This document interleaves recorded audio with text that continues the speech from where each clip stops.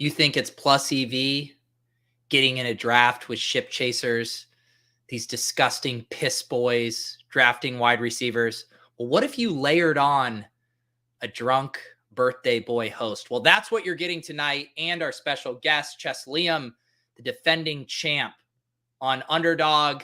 We're getting saucy tonight. We're in an FFPC $125 best ball tournament. Let's do it. Pat Fryer Helmuth. This is why I'm hot. Anita Hanjob. Fix your sight. Jamar. Alpha play chase. Are you kidding me? Kadarius Toney? You can't handle the heat. It looks like we're finally piss boys. You're right.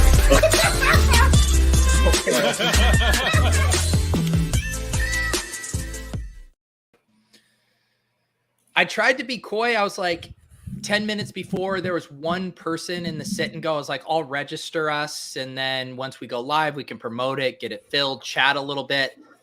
These guys hawking the chat. Does this mean people want to draft with us or they think we're fish? I don't know actually what it means. You're muted, Pat. Great start. Great start, Pat. Liam, you're the professional. There's an argument that the three of us are fish, which I feel like is only made stronger by me not having my mic on. But Liam cannot be described as a fish. He actually won one of these things. No, I think together we make a cohesive group here. I think people are registering the draft to learn from this group. From the group as a whole. We are. Happy birthday, Pete. Yeah, happy birthday. Cheers. You know what? Got some Modelo guys, in your honor. We're all out here. So normally I get the Modildo. I went to the liquor store today, and it's a Chodello. The Chodello here. Chodello. Yeah. Modelo. So we're already up. We are literally on the clock right now, guys. Pat, are you? Am I able to see the board with? So we have some weird ass players in the queue for the number 2 pick. Who did that? We have 15 seconds. I would take CMC or Cup. CMC or Cup. CMC or Cup. I'm good with that, Pat. Yeah. I took CMC. I feel like I don't know. I have way more Cup. So This is like the freaking Wright brothers first flight attempt right now. Just like bump. Like, in our queue right now was Justin Jefferson, Aaron Jones, Mike Evans, and Alvin Kamara, which is a weird group for the number 2 Who put that in? Who is doing this? Was it me? It's not me. Pat, you and I are the only ones with access to this so far. I think it was you. That's what I'm saying. I didn't touch a thing. One of us got in here earlier and is drunk. So I think do I look like a guy on my birthday who's going in and setting Alvin Kamara in the queue? Get the fuck out of here. If I had to guess who it was Pat. Wow. Also, we should point out that today we're doing 30-second clocks compared to the usual 60-second clock. So it's going to catch a lot of people surprise, including us, it seems. yes. Surprise for 102. Dave Gladstone done us the wrong, bros.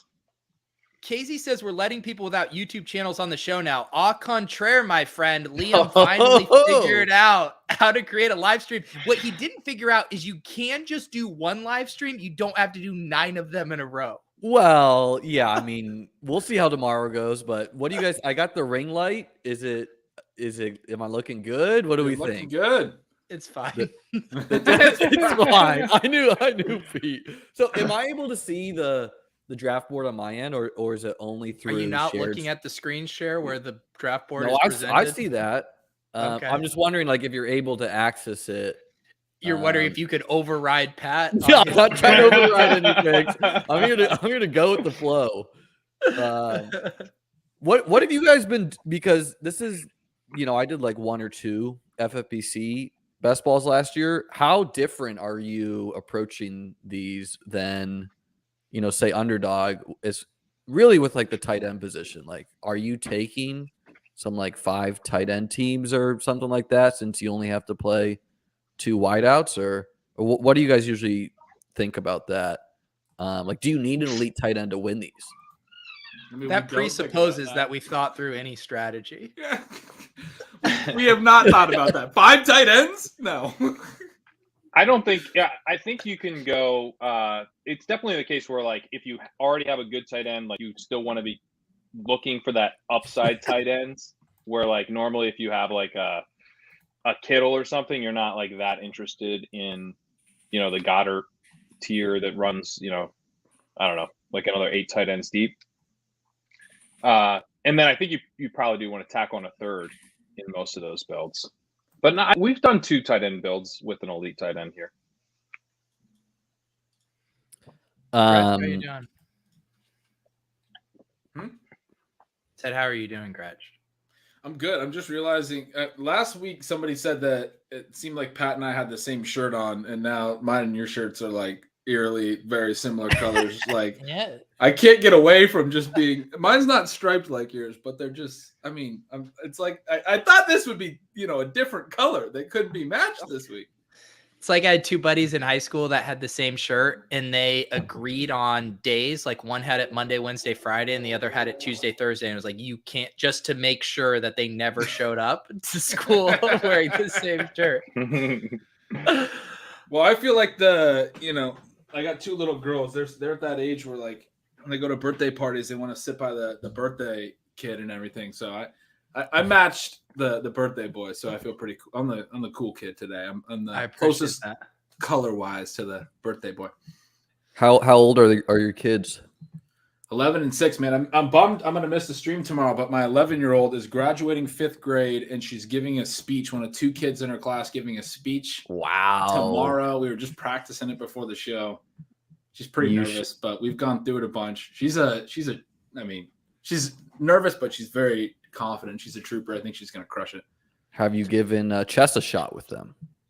Chess, Actually, I have taught. I taught the older one chess. I'm playing Stratego with them right now. Okay, Stratego, that's a lot of I'm fun. sure. Yeah. Not as much. Okay, so we're coming up here quick.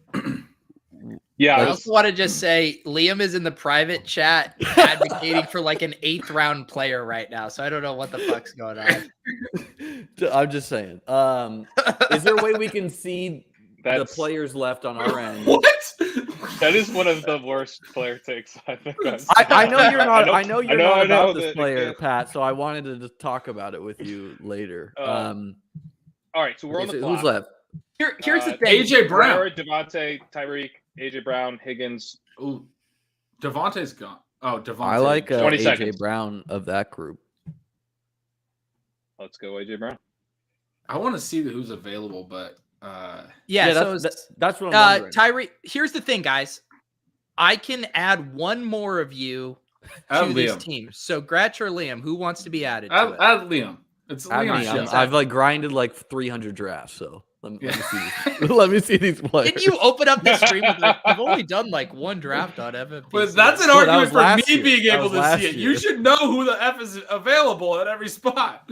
I could tell you because I pulled up the RotoViz command center too. So it's like I think T. Higgins is pretty sweet here. You guys Javonte good with that? Williams, Evans, Higgins, Chubb. Do you guys recognize these usernames at all? Javonte would be a fun pick. Start to get a little hyper fragile here. I like Javonte and Chubb and the wide receivers. This is a ship chasing room. Can we? Yeah, it's a little wide receiver heavy than I thought it might be. So let's go Higgins. So here's my one thing about Higgins is I like Higgins a lot, but how different is he? There were 7 receivers in the first 22 picks. What do you mean it was wide receiver? What am I missing? Well, you're missing. Well, Derrick Henry see the owners late second. And okay. Do you need to look at it's the names? It's going to be wide receiver heavy. I thought you were saying it is so far. No, it is already for the FFPC. This is already wide receiver heavy. FFPC is weird. I just want to tell you, half of the team names are inside baseball references to just the stream I did on Monday on a different platform. So it's going to be a little wide receiver heavy. Muto's in this draft. He's excited to scoop all the running backs. My one thing about T. Higgins is, do we think he's that different than Mike Williams or Gabriel Davis? Like, I view those players all similarly, where they're like number 2 wide receivers on elite offenses. Obviously, Obviously, Burrow will rush less than like a Josh Allen, but I think they're all like really good players. And I don't think that just because he's the most expensive, that doesn't mean we shouldn't take him. But I mean, Gabe Davis is really good, but it's not much of a surprise that you very casually roped him in with T. Higgins like in the first 10 minutes of the stream. I think this would be like if Gabe Davis had the year he had last year, if he had like 90% of that year that he had last year as a rookie, that would be like what T. Higgins has done. Like T. Higgins as a rookie was so good, and he was so good last year. That I think from a talent perspective, we should feel differently about him than Gabe Davis, and I think definitely than Mike Williams. Gabe Davis, I'm excited about. I bet him to lead the league in receiving yards because that seems fun. But I do think that what was the line on that? 80? I think it was like 100 to 1. Okay. Yeah. For who? Gabe Davis to lead the league in receiving yards. Oh, baby. I'm in on Gabe Davis, but I think you're getting T. Higgins gives you like a much mainstream fantasy is in on Gabe Davis now. Like that 180'd quick. What about, have you guys seen the stuff where Gabe Davis, his dynasty ADP is lower than his redraft ADP? Yeah, it was wild. It was not like that in the dynasty draft I did. I took him. That's the thing about all this ADP. It's fucking completely relative to the drafts we're actually in because it never fucking happens. True, man. It's like no, but kind of tough to talk about. Go ahead. We've not seen Gabe Davis do it like T. Higgins, like over a course of a season, but I think we're about to. Yeah, I'm drafting a lot of Gabe Davis, so I don't. But I mean, I also understand why T. Higgins is more pricey, and I think that's mostly appropriate. So I'm in the dynasty draft with Liam. I wanted to look this up because he wasn't lying. He took him like 2 rounds above ADP. He took him 4-11 right before I had 2 picks of the turn and took Chris Godwin and Devonta Smith. This is dynasty. So Godwin, you're getting the rest of his career. Amon-Ra St. Brown went right after that. Deontay Johnson went right after that. So Chris players. Olave after that. That's the next best receiver. So Liam went very, very aggressive on Gabe Davis in Dynasty. That is true. My Dynasty best ball team is just the Bills roster, and really we'll see how it rolls out. I mean, you could make worse teams. I mean, why are you out on Mike Williams? Aside from him getting expensive. I think for the stage that he's in his career, and what he's shown throughout his career, I just have a much harder time seeing him break out as kind of an elite talent. That's the thing with T. Higgins. Like you say, he's the number one, or Jamar Chase is number one. He's number two. Like he had a higher targets per route run than Chase did last year. Ran less routes, and obviously it's blasphemous basically to be what if he's the number one? But I think they could basically be a true 1A 1B type of wide receiver tandem. And in best ball, maybe if he has 2 less spike weeks than Chase, that's a bummer or whatever. But his spike weeks can be absolutely massive. So I guess I'm just not convinced that he's a wide receiver 2 in the sense that we usually use that word. Yeah, but Mike Williams, we got to guess that he's going to outspike Keenan, right? Yeah, well, I think Keenan's a bit overpriced. Both of them feel a little overpriced to me. So then who's going to catch this is the counter to the point you're making. I agree with you with where Mike Williams is at in his career and what he's done so far and the odds of him breaking out at that point based on that individual profile. But who's going to score all the points for the Chargers at the receiver position, right? Are you that high on Josh Palmer? I am drafting a lot of Josh Palmer. He is the official wide receiver 3. No, but it's a good point. I don't want to be out on those guys. We made a good decision grabbing a wide receiver there because wide receivers are flying off the shelves right now. We're now down to Metcalf, A-Rob. Metcalf just went. So we're at Judy and A-Rob. Yeah. Well, we could take Gabe Davis and get that done. Or we I don't like Judy above Gabe Davis. He also doesn't like Cooper Kupp above Gabe Davis. We got 10 seconds. So who are we taking? I think we need to take Metcalf for Judy. Metcalf for A-Rob. I would take A-Rob of that group.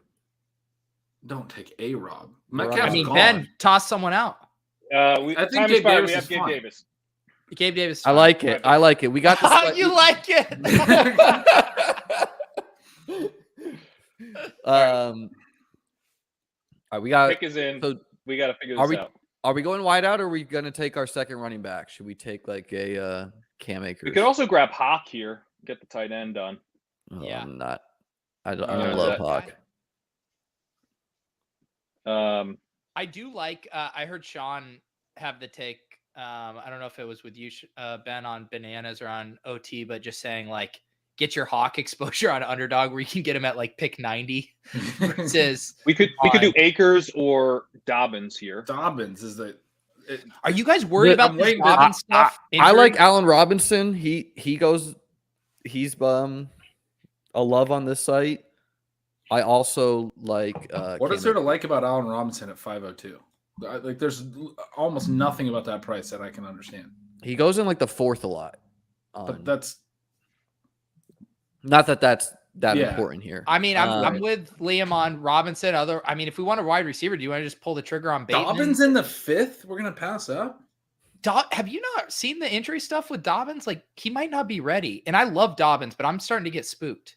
Well, that's the thing. Is like I was going to bring that up. Is the latest buzz on Dobbins is that he might not start for the first couple weeks or so. So, and I mean, what do we like? Do we think? I've not been taking a lot of Cam Akers, but his smash seasons. I mean, an unhealthy Dobbins is still more athletic than Allen Robinson. Yeah, I haven't taken much Allen Robinson, but there was but two people on the side of Robinson. I moved him up in the queue. But yeah, he's so not fun. I guess the thing with Allen Robinson is like, what if like last year was a true write-off in terms of the motivation? He also had a lot of COVID issues. If he wasn't healthy or motivated, then how gross he was last year maybe doesn't matter. Yeah, I mean, I just like Cooper Kupp could not score 16 touchdowns again, and I have been just leaning on the side. I don't have a ton of Allen Robinson because I've been taking players like Gabe Davis over him, but like I could see Robinson just totally being like done with the Bears organization and being like, I'm going to get paid with a good team. Well, that shows up in the numbers too. Like his targets per out run, all that stuff was in the middle of what should have been his prime, age 27, age 28, whatever it was worse than even like his rookie year. I mean, like he's been really good since day one. It got better and better. And then last year it was just like horrible, which doesn't make any sense. Like you don't see careers progress like that. So I buy that. But I liked him in the early offseason a lot. We talked about him on the show quite a bit here when he was going in the 8th round. But then he signed with the Rams and everyone jumped him to the 5th. My argument was you wanted to see him land on a team that had target volume available where he could get back to being the clear number one. He's never really been the most efficient receiver. He was a guy who would dominate targets in some bad offenses. He's good. I don't think he's bad. But you're like now the clear number two to Cooper Kupp, right? We were talking about the number one, number two, and the degrees of that. He's the clear number two here. So what are you betting on? 10 touchdowns? I mean, him to suddenly be really athletic? But I'm probably taking a running back there. Did. Yeah, usually. But Odell wouldn't have been worth the 502, what he did per game down the stretch, in my opinion. Well, the other thing we should be factoring in Odell because other than the touchdown, that's what I'm saying. Odell could re-sign and he could slow, I guess. Yes. I think they will re-sign Odell. Yes. I think they will too. That's one of the reasons I've been cool on A-Rob. I like Norris's point. I mean, Odell, but that's also my kind of argument to the Odell narrative is like the reason we think Odell hit with the Rams last year is mostly touchdowns, which A-Rob can do. He had like that 15 TD season in year 2? He can do that. I don't want to only bet on that at 502 is sort of my point. Although, Ben, I will say that, if they sign I love Odell, that we can just override each other in this queue here. I'm so glad it's my fucking birthday and I'm drunk and out of the queue and you guys get to deal with this shit. Do you like what I'm setting up here, Liam, or are you not into it? I just threw Lamar in front of those guys, but yeah, I do like it. I imagine thinking Lamar's coming back to fucking 6'10". There's some wacky shit that happens in these FFPC best balls. Yeah, I mean, not Derrick Henry ours. just felt like the 209 or something. Only the bad players fall in our drafts. I mean, I like our team a lot. Like, we got a lot of spike weeks amongst our wide receivers, and we have the running back one. I was going to just add on the Rams stuff that if their 3 wide receiver set is Kupp, Allen Robinson, and Odell Beckham, I mean, Van Jefferson off the field is probably pretty great. And Allen Robinson might actually be able to earn some deep targets. If he has like a 14 ADOT instead of Van Jefferson, that actually might like be good. Well, who would be the Van Jefferson role? Wouldn't it be Odell maybe more? I think it might be A-Rob coming, with Odell coming off the ACL tear. They used him like the Van Jefferson role when he first got there, but his ADOT dropped a lot over like his last 4 or 5 weeks. And then coming off a knee injury, I don't know. I will say, just looking at the board, I do just macro take here. I'm glad that we've been pissing yellow hard because me too. We're looking at a lot of quarterbacks and running backs and even some tight ends as best available. Yeah, we should have just taken Pat's guy, Rashad Bateman, over A-Rob. I mean, come on. Oh, well, I floated Bateman. I was fine with Bateman. I didn't hear you say Bateman. I would have. Bateman would have been. I don't have the list in front of me. Only Liam does, and he's out here counting Gabe Davis and A-Rob. Pissing pink now. Okay, that's not what we exactly wanted. No, it's not. Wow. Yeah, I mean that elite quarterback tier just evaporated. Yes, it did. I thought I two had players in the Goddard queue. lined up. Feel free to override me here, but I kind of like it. I mean, I like Miles Sanders here. Still gets us some over Eagles. Antonio Gibson. I'm so out on Antonio Gibson, but really, Miles Sanders over Antonio. Miles Gibson? Sanders is an egregious pick at this ADP. We should not do that. He's a bad pick in the 8th round where he normally goes. We should not take. We got 6 seconds left. All right. You guys want? Gibson? I'll do this for the team, and then we'll let Pat take a guy. No, Tom, that was not. Gibson was the consensus pick. Gibson was the pick. I should have never. You should have put. I don't even. Take him off, Dawson Knox. What the fuck?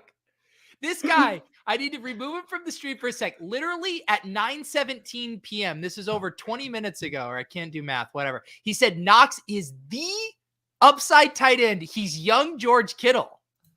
Explain yourself. Well, so here's the idea is I do think Dawson Knox is actually drawing live to be the number 2 in Buffalo. And I think Buffalo has run the least is amount. Gabe Davis the number 1? Because he's already on our team.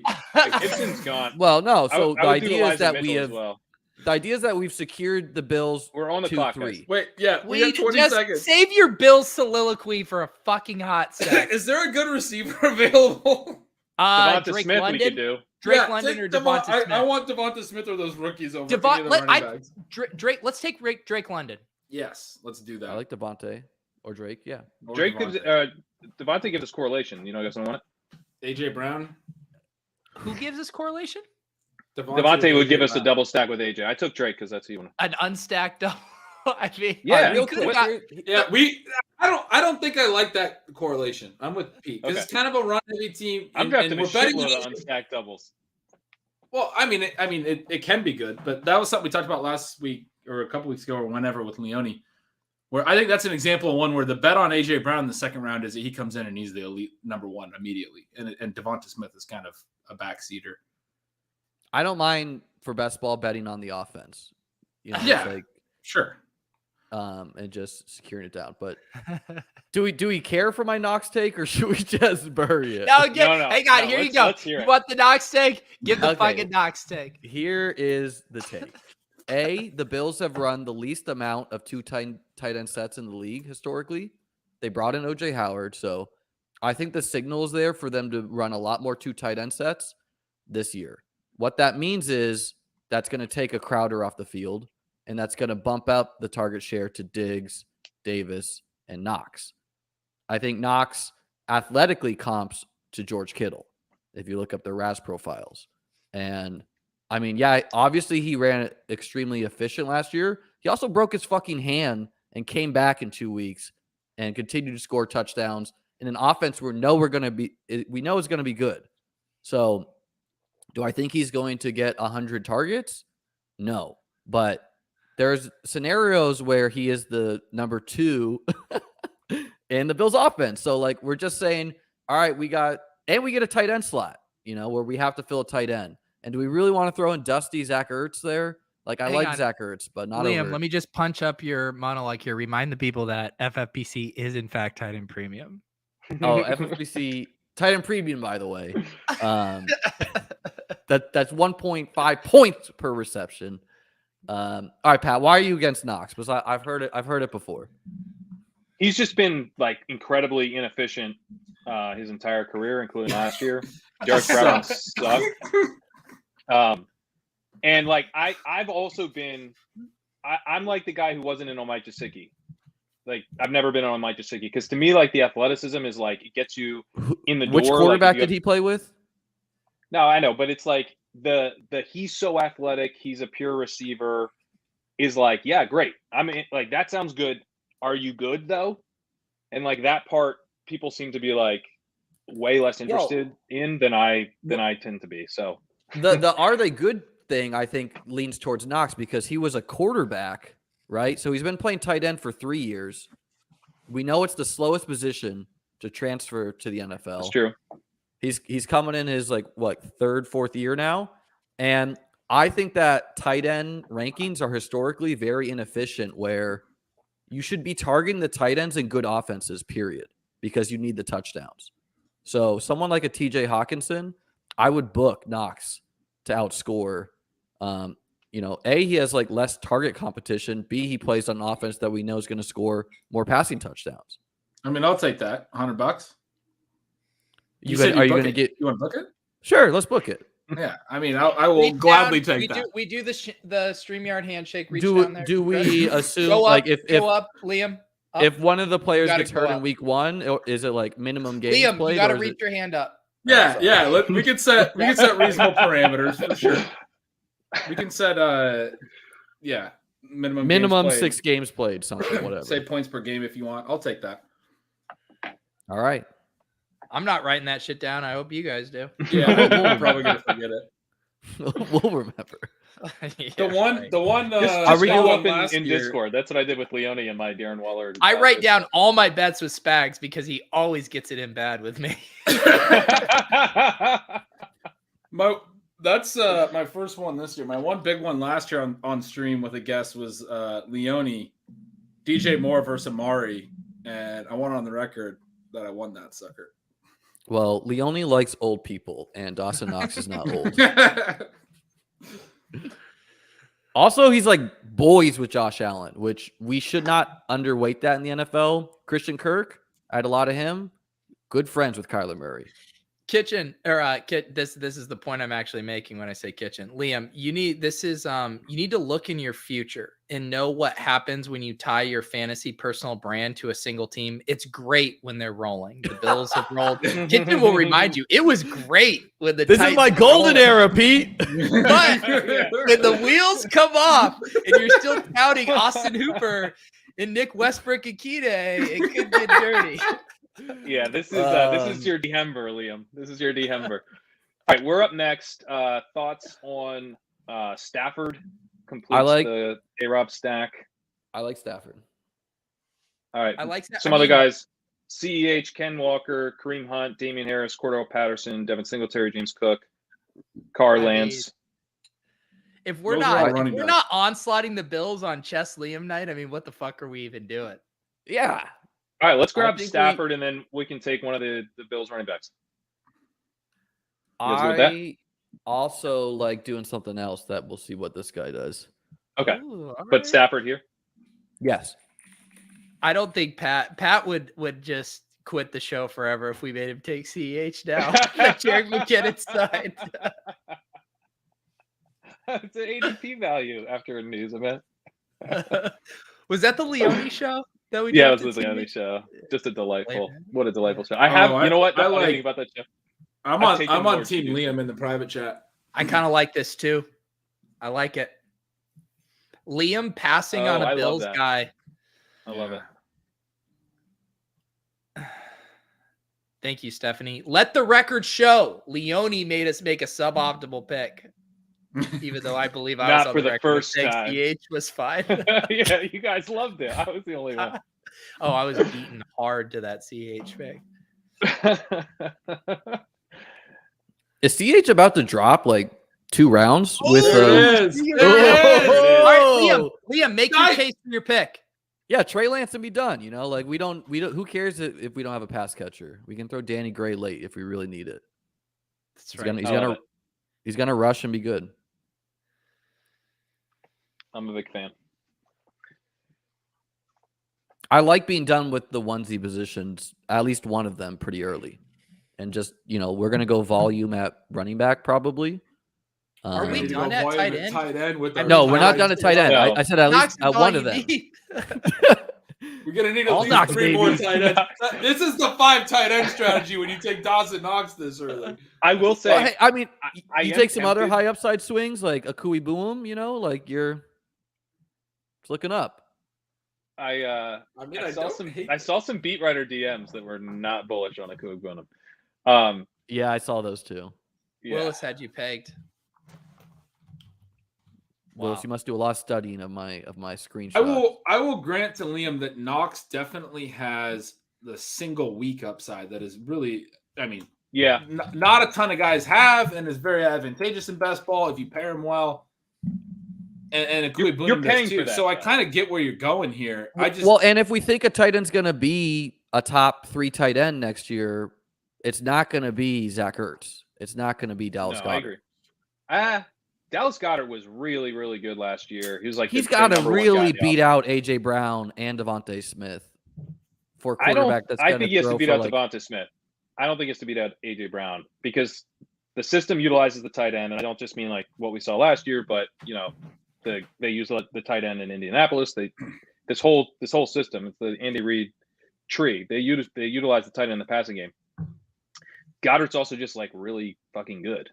And Ben, I liked what you were saying on Stealing Bananas about how like they were really pass heavy to start the season. They got really run heavy. They kind of brought it back towards the end of the year. Like we don't necessarily know who the Eagles are, so you can kind of bet with Goddard. Like if they're who they were in the middle of the season, you need Goddard to beat out AJ Brown, and that's not happening. But I do think there's paths where they're like a slightly below average passing team, like kind of Coltsy, and he's the number 2, and that can pay off.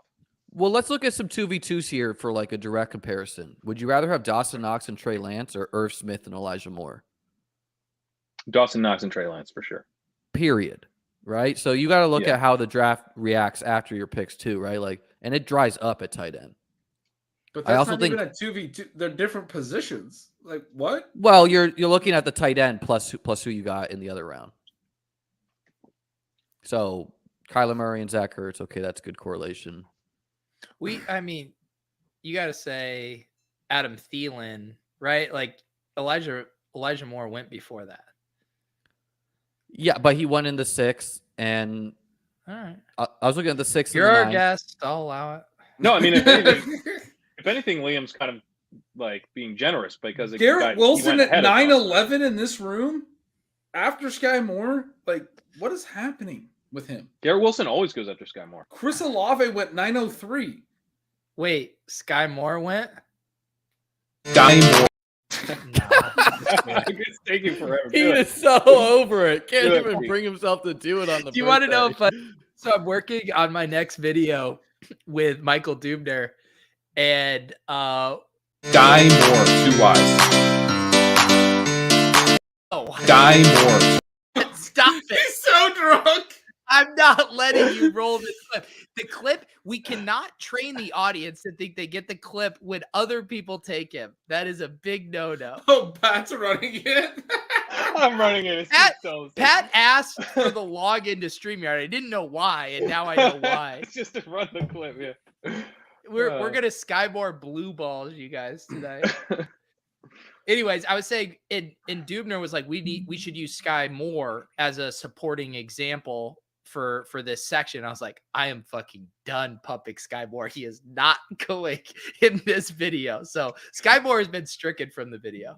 All right, when I watch that though, I'm gonna know what Sky Moore would have fit into, and I'm gonna think this is about Sky Moore. Let's go. You did this with Visca last year. It's You're right about that, but you're gonna be wrong about the this. evolution of Pete is you can't pump bags. You're scarred. You're like scarred. I'm so scarred. It's I have a financial obligation to my audience not to let them draft Sky Moore at these ADPs. His ADP's palatable on DraftKings. I got him today at the end of the 9th in a Mahomes stack. Yeah, So, 909 there's spots. here. 909 here is a very good pick. I want to be on the record as saying that's a very good pick. He also goes late on drafters. He goes similarly to Oh. DraftKings prices, not Underdog, surprisingly. If you which is guys would cool all PPR. just start talking shit about him like me, we could actually get him in August where we would like to get him. Yeah, because that's Fall how in this line, show works. assholes. That's how we do it on this show. We talk shit about our favorite players. What's everyone's take on the rank the Chiefs wide receiver? Dang, I really wanted. I those guys. I normally don't draft CPAP, but it would have been kind of Hang nice on. with Drake. We have some great running back options coming here. Well, a lot of the guys I liked went too. Say we'll do say this. the whole list of running backs so I have some idea of who's available. Damian Harris, Melvin Gordon, Damian Kenneth Pierce. Walker is a smash here. Kenneth He's gone. Walker is gone. He's Oh, like so God. gone. All right, What are Melvin you? Gordon, Fucking Damian motivates Pierce. the man's Hey, player. Listen, we Jonathan got 20 Taylor's a seconds. smash here. We got 20 seconds. Gordon. It's either Pierce, Rojo, Melvin Gordon, Rhamondre. Komet, or Fant. Get a tight end. Let's get Komet. I think Gordon and then tight end. Let's do tight end Gordon? first. Tight Gordon's end first. disgusting. No, we should do. It goes from Jones, Gordon not to the Damian Pierce and Ronald Jones. Oh Wait, why- you're Melvin Gordon over Ronald Jones? Yeah, That's come the on. gross. I like Rojo a lot, but okay, I'm fine with Komet there because I actually like these other guys more than Gordon. Can I just say, I feel like Pat, we've bullied you into coming around on Komet because you're our anti-Komet guy, right? Yeah. I've like come around on Komet. I've also just like looked at it. I did some projections. I tried projections for the first year as like kind of an exercise and just Throw like him my out own. of the queue. I threw him out of the queue. Gordon's disgusting. But like Komet, it's just like it's hard. Not like it's like there's no fucking receivers on that team. Like they have to throw to Komet. This isn't your first year doing projections. Let's You take didn't try Rhamondre. projections Chip, for the first Pat's year? pushing for Rhamondre too. Oh, I would yeah, love I, Rhamondre here. I threw those. I two mean, in the obviously, queue. I'd be I like, down for Rojo, but Rhamondre is totally fine as well. Yeah, I like Rhamondre over. All right, guys, Yeah, I'm good. I with like that. Rojo. because let's take Rhamondre. Wow, really? We do have a stand-in clip. We don't have a Rhamondre clip, but we do have a JJ Taylor clip, which I feel like.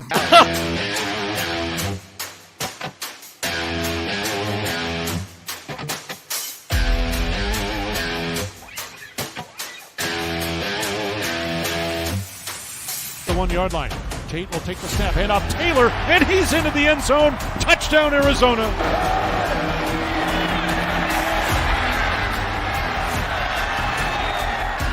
Taylor to the end zone for the touchdown. Play you one. Tate will hand off Taylor, dives over the top. Touchdown, Arizona. Wildcats will run the play. Hand off J.J. Taylor, right side. Spins away at the 15. Her side up to the 10, the 20, 25 out to the 30. Gets a block to the 40, to midfield, turns the corner. Sun Devil 40. Foot race down to the 35, to the 30 and out of bounds. Near the 25-yard line. First and 10, Arizona. Pistol set, table handoff, J.J. Taylor squirts through up the 50. First down, breaks a tackle and dives. Goes the screen pass, and it's caught. 35 down to the 30, 25. Over a man at the 20 and a first down. J.J. Taylor. Taylor to the 10, Taylor to the 5. He leaps into the end zone. Head over heels. Touchdown, Arizona. Oh my goodness.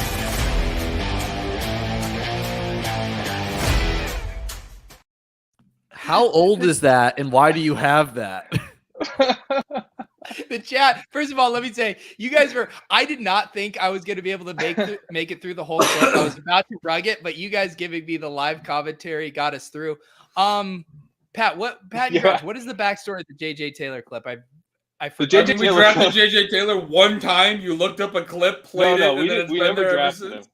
It was that we Was it Rhamondre last year? Stevenson. Yeah, it was. Yeah. It was mid-season. Remember, Rhamondre Stevenson was like supposed to get some run, and then they ended up going to JJ Taylor because Rhamondre had fumbled or missed a block or something. Yeah. So then the JJ Taylor ended up being like a popular waiver wire pickup, and it's That's kind of a right. bit because we were Team Rhamondre. We ended up pulling this JJ Taylor clip.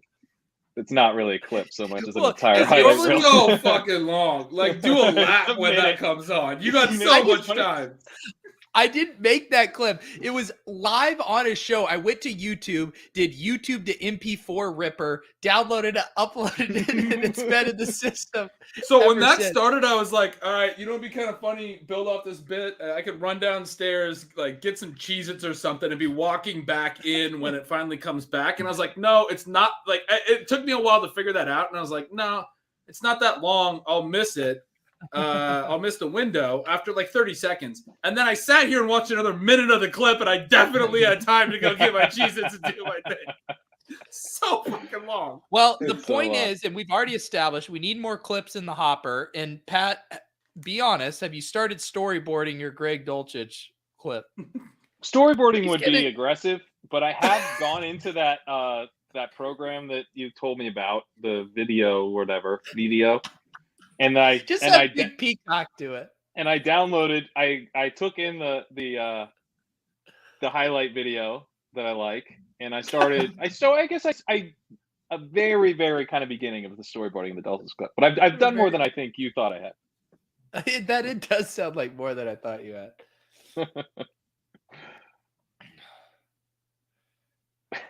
I think Oh, our team's Gretch. pretty strong.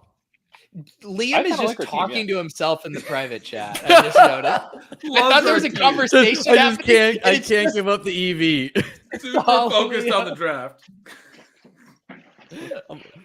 We got like 10 picks till we're up again. Haven't you ever streamed a draft before? You have to give up the EV. These are 30-second clocks. Don't be ready for your Yeah, pick. no, That's the rule. I'm with Reading Liam on this. We First have not drafts been tomorrow. prepared for a single pick of ours. Not one. Who did Pat try to take? Fucking Miles Sanders in the 6th. Where did he That go? doesn't- I mean, believe it in was ADP. it was the 7th. It would have been the 7th. You wanted to take him over Dawson Knox, and he went at the end of the 8th. I just opened the private chat. Did he go and at the end of the last 8th? 9 comments are all from Liam. That's No, what he I went was at the saying. 8:01. You guys What need was- someone in what helping the world is that the ship end of stay the on 8th? course. Thank you. Thank Call you. me Keep the rudder. crashing is the theme. We're used to just getting. It's Pete's birthday. I had a huge margarita before the show. Like we're just Hey, partying. I'm drinking. I'm a ADD, multitasking over here. So Wait. people were talking about Hunt to the Rams. Is that just like total rumor city, or was there? Did I miss a report about that? I think saw that was Davis just tweet Rumor about it. City, but it does make Rumor a lot of City. sense. Davis. I think Davis tweeted that. For me. Davis probably was just like taking That a shit seems- and fired that that seems off. like And his, now I'm like, his oh, fuck. daydream. I've seen how the sauce is made with Davis's tweets. He says something, goes, "That's going to be a great tweet," and then just fires it off. Yeah, you're right. That's what happened. He was on a podcast because he did that with you, right, Liam?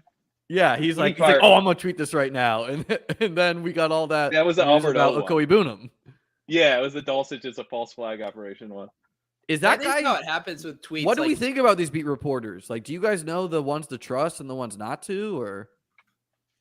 I don't The trust one any of that the I'm tweeters. seeing say that it's going to be a split, and that he's not the only one. I think is trustworthy. All right, what do we? Isaiah We got wide Spiller's kind receiver. of nice here. Who? Isaiah Spiller. We need a running back. Yes, take a running back, and then we I don't want. need running backs for like. Hang at on, least can I 5 throw more. out a suggestion? Yeah, throw it out. We have 10 What seconds. about Henderson too? For Yeah, we our- could do for Henderson. Stafford? Grab You guys wanna Henderson. do that? Sure. Yeah, Yeah, grab him. I like it. That's actually why I asked about Hunt because I have been drafting a lot of Henderson. We got a dope Rams Stafford Henderson. Henderson was and, just good bag last of bones year. stack right now. Yeah. We're building off the Robinson pick. That's not going to do anything for us, but the other pieces of the Ram stack are going to pay off. I would like to take one of the two guys I threw in the bottom there, and be kind of done at that position. I swear to God, if one is Isaiah McKenzie, I'm not actually a Isaiah huge fan McKenzie. of Well, let's talk What's about the both of ADPs them on once we these see guys? what. Is there a chance we get one of them coming back? No, They're pretty far no, down, right? the position is done after this. Okay, I'm down to take a tight end. He can't take both. He's already taken one. Yeah, so All right, so we're looking at Njoku and Ingram as who. I mean, Lawrence targets the shit out of tight ends, and so does Doug Peterson's offense. And then obviously Njoku is one of the highest paid tight ends, and we think is going to have a high ADOT. So I like either of the tight ends. Birthday boy, who you feeling? Well, I mean, we don't have any Washington guys, so Njoku kind of takes a little hit for me. All right, so that's Evan Ingram. All right, let's do it. Evan Ingram? Does someone hang on, Liam? Tell Gretch the scoring settings. Hey Gretch, by the way, it's tight end premium over here. Does that mean that when a guy doesn't catch any passes, he gets more than 0 points? I actually like Evan Ingram. I think the points about the offense using the system, and Trevor Lawrence was targeting the shit out of. Remember James O'Shaughnessy? He got like 7 targets in week 1. And I was like, oh shit, we might have something off the waiver wire here, guys. Do we think is Dan Arnold done? Because he had like several weeks with like 6 to 10 targets in a row. Evan Ingram isn't James O'Shaughnessy or Dan Arnold. Like those are like he catches passes. Slow. No, I know he's more athletic, but they're not going to run these slow little out routes and be forgotten about by the defense and be the check down guy. Ingram's going to be running like more like wide receiver routes with which Trevor Lawrence couldn't get the ball to. Frankly. Well, he's got more. This idea of like Trevor Lawrence and Doug Peterson like the tight end, I'm just not like that doesn't. He's conceivably the target 2 in the Jaguars offense, where we think a generational quarterback should take the lead. I think there's actually a lot of evidence that we should pay attention to system with tight end. I mean, like certain coaching trees do tend to emphasize it in terms of their route design, but also like Dan Arnold is a similar. Like he's also not a slow check down guy. He's like a big wide receiver seam guy. I mean. He was that way on the Cardinals. He only played about half the snaps, though. Yes, that's true. He is more athletic. I agree with that. But do I look fucking distressed to you? Yeah. Too blessed to be distressed, brother. Pete, are you at midlife crisis age? How old are you today? No, I'm 35 today. I want you to read out loud, though, the unironic Pete, private that is chat. Crazy. I didn't realize that. I said we could handcuff it with Dan Arnold. Pete, I told you the other day when we were talking, or yesterday, or this morning, we were talking about your birthday, that mine's in 10 days. I also will be 35. We were born 10 days apart.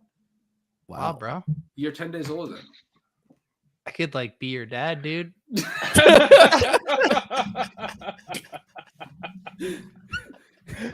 Pete, we got to get that added. We need Pete to jaw rule this stream. Roll one up.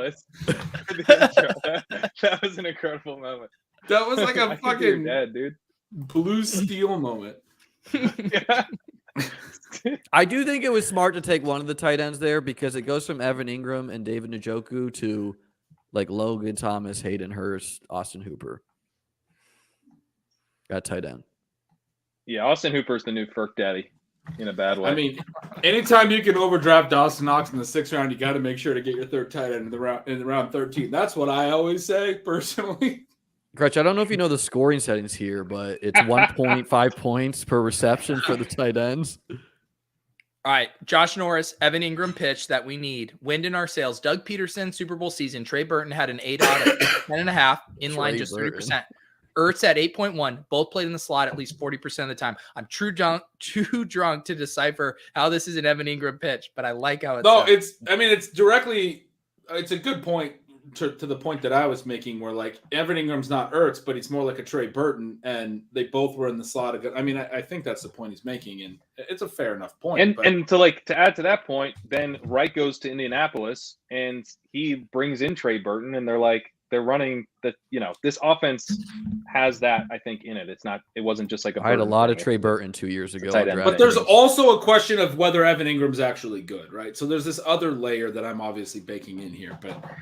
But on that point, I mean, first of all, you need to be bad. for sure. He could be bad, but we got him in the 13th in tight end premium, and he's coming off of fucking Freddie Kitchen coaching him at the end of last season, and Jason Garrett before that. And Jason Garrett, his 8 out was like 4.5 2 years ago, and I think it was like in the 5s. And he's going to look like Calvin Johnson Stupid. compared to Laquan Treadwell or whoever the hell Trevor was throwing passes to. I think you've satisfactorily, is that a word? Convinced me that him in the 13th round would make sense. My bigger issue is we just did not take a running back in the last 6 rounds when Allen Robinson's our wide receiver 4. And I'm kind of concerned about our 5 receivers. I don't feel like we have 5 elite receivers right now. I want more receivers. Put some fucking respect on Gabriel Davis's name. Yeah. First off, when Gabriel Davis lead the league averages in 150 and 2. This is the worst receiver team we're going to draft all Buddy, summer. I'm going to be crashing on some couches if Gabriel Davis doesn't pay off. So Yeah, dude, there's gonna be a documentary made about you, dude. Liam's putting his whole Richie million back Durant. into Gabe Davis. Yeah. Roll it Yeah. up. Can you tell us, Liam? I mean, I know. Feel free. I'm asking a very Wait. personal Before question. we do this, Oh, Before I'm we do firing. We are firing heavy if that is the case. How much of the million is left? Is the question. we're A on the lot. clock in 8 seconds. Okay. Pick wait, whoever let's you make want. these picks first. I like right. Darrell Williams. What? Let's get a wide receiver here. Gretch is about to get my. What about Darrell Odell Beckham? Williams. The over position any drops receiver. off after him. Grab No, Darrell. it doesn't. Darrell Williams. All the Why wide is he receivers in are the same tier right in now. He's a part Let of the Gretch drop off. pick. Who do you want? Gretch, you get What this about pick. I don't OBJ know for who's the stack? available. No, we're not OBJ, taking we can OBJ. get later. All right. Then Take I'm fucking David taking Bell. Darryl. Is David Take Bell. Darryl. Yes, and- David Bell. David Bell's a David great Bell. pick. David Bell. David Bell. Bell. David Bell. Wandale already went. David Darrell Bell's Williams also available? correlates with Drake London. We got Odell. What? We shouted David Bell. I couldn't get there fast enough. I don't have your one nimble fingers. pick that I was going to enjoy in this whole draft. You got Odell. Chanted David Bell. What the fuck? Well, it's part of the stack, guys. This Darrell is Williams what not happens. looking so Casey's bad right. now, huh? Casey's right. I'm about to jump through that fucking window. Darrell Williams not looking so bad now, huh? No, I mean, he's still looking bad. Oh. After him, the position We got is Odell. done. When was Odell Lug in nuts. question? Take David Bell, lug nuts. I'm begging you. I just Darrell want to Williams. twist the knife. Just fucking slit our throats. Liam just wrote in the chat we could handcuff him with David Arnold. That was a while Yeah, ago. that's old news. I like Darrell. We're gonna get like Will Fuller in the We 17th. got David Bell. We're back, baby. I knew I had to give you guys David Bell there. It was going to be anarchy. Oh Darrell my Williams correlates with their God. team. You could have. I mean, I would have rather have LaVisca over Odell. At least you could have played a fucking clip. You handcuffed Dre Ruff with Odell. Yeah, we did actually handcuff you. Well, I don't mind that. You know. You handcuffed Dawson Knox with Gabe Davis because Dawson Knox's upside case was that he's going to be the number 2 weapon. No, I Look, think he's in my- drawing in my live defense- But In why my would you defense, draft him on a wide team receivers- with Davis if he's drawing live for that? If that's because the- they both can like score 6 to 10 touchdowns. You know, like well, they're players both can in- alternate weeks in best ball. You're betting on the offense, not the. Yeah, I agree with that. But then I wouldn't make the. I guess I wouldn't argue that he's drawing live to be number 2 because that kind of says that Gabe's going to. He's drawing very thin to be the 2, right? But like what? Stephon Diggs like, goes they're down, both what's that twos. offense look like? Yeah. Oh, if Diggs goes down, then this team's going to win. Well, you're competing with a lot of my teams, but Hey, can we just clear this up? If Diggs goes down, we're all going down. Yeah, that's true. That's true. We Not a lot got of Gabe and not a lot of Knox. Najee Harris in my portfolio, so I need Diggs to outscore him.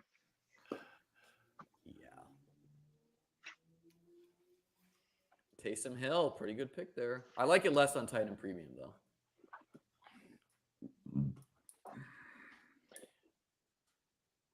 All right, so what are we thinking? Like, we should probably start talking now since we're every pick's a panic. In my defense on the Odell pick, wide receiver is like very, very dry, and he was like one of the top guys, and he gives us He correlation. also so that's goes where in we're like at the with 20th round half the time in these drafts. that. All right, well, I'm not in the FFP so much, but but over on the Underdog streets. I think we need to just end. How many running backs are we trying to take with these last? Something just 5 happened to your picks? mic, dude. Yeah, Liam's a new streamer over here. He unplugged his mic. Can you hear me? This marathon stream This of ours guy would be needs faster. another million to figure out how to use his technology. Am I right? Can you hear me? Yes. Am I muted? Yeah, I no, can't sound believe better. you also you decided in scheduling 9 streams, you tried to go head to head with me on the randomizer tomorrow. Liam. That was not on purpose. Come fucking at me, bro. Yeah. Who do you have at 7 p.m.? Who's your guest at 7 p.m. Eastern? At 7 p.m. I'm let gonna me pull it crush up. them. Tell me who your guest is at 7 p.m. Well, I'm gonna Pete, fucking erase them from the earth. I think it's Scott. Let me check though. TJ Hernandez. TJ, you fucking San Diego bastard. Oh, man. I didn't know you were doing a stream then. Never would have tried to compete. If there's hours in the day, Yeah, in you don't fairness to think I'm Liam. not Yeah, doing I a mean, how the stream? fuck do I keep up with like Right. Literally, you had 4 birthday schedule a streams stream. today. You're competing with Pete any time of any day. Yeah. All tides rise the ship, right? I mean, this ship that we're drafting right now is sinking. All tides rise the ship. That's not. You know, I'm trying to work in the Well. ship chase scene. Yeah, okay. I guess that works. You're on like my a big ring fan now. You're like, oh, I kind of like it. I used to be a teacher, so just teacher. You reach, I teach, Liam. Dawson Knox is not a reach. That's a value. Tight end 9 and tight end premium? Come on.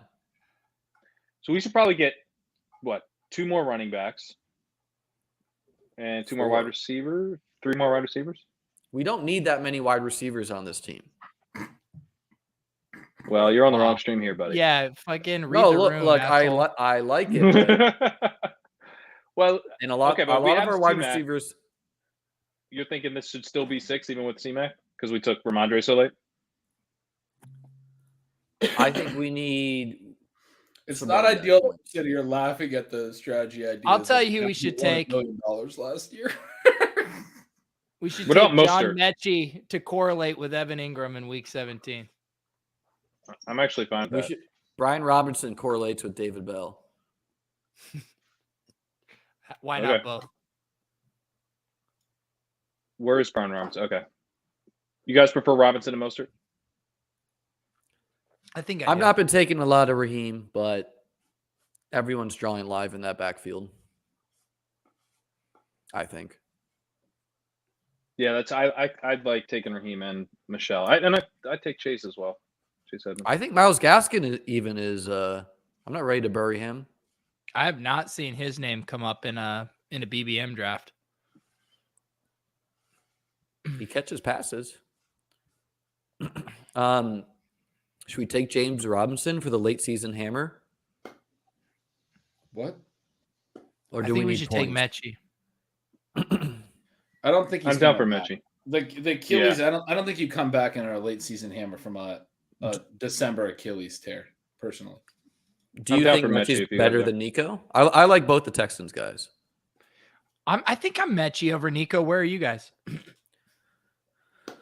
I think Mechie has a bit of a higher ceiling. Nico wasn't productive. He's athletic, but he wasn't productive, and he wasn't that great last year. fully boycotting the discussion on this Jacksonville. I'm Houston very stuff. minorly Nico over Mechie, but Gretch, like, we're they're finally the talking same about a to me. wide receiver, and now you're out. I mean, if you wouldn't have taken Ingram, we wouldn't be having this stupid Who do you want, conversation Gretch? about Who do you want? That's true. That's actually the worst I fucking guess Tim offense in the Patrick would have been a NFL. better pick over Ingram, maybe. Oh, cool. So the Evan Ingram pick meant that we now have to talk about 2 receivers on the offense that projects for the fewest points in the entire NFL. Correlation does not care about skill. It is skill agnostic. All we care about is the correlation that Hey Ben, did rules you know that the Jaguars play the Texans in Week 17? That's what I heard. That's what I heard. That's a game that I want a piece of. yeah, you gotta have a piece of that. That game could shoot out. If that game can shoot out, then any game can shoot out. I mean, And both do teams agree are with that. I so made that bad point that they last could week. shoot out. I do think any game can shoot out. And now that we've made the Evan Ingram pick, Mechie was probably a good pick, but I boycotted the whole discussion. I mean, Can wasn't we- Lovie Smith kind of like a little bit like done as a defensive coordinator when he last left? Like, are we? I mean, He was could be bad bad. with Yeah, like he's a bad Illinois or He went to whoever. Illinois and he was terrible. Yeah, exactly. Yeah. They gave him So, a puck. like, He was this- terrible. defense could be like a nightmare.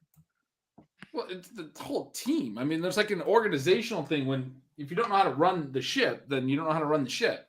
If you can't run Illinois, like I mean, I don't know. I'm not optimistic.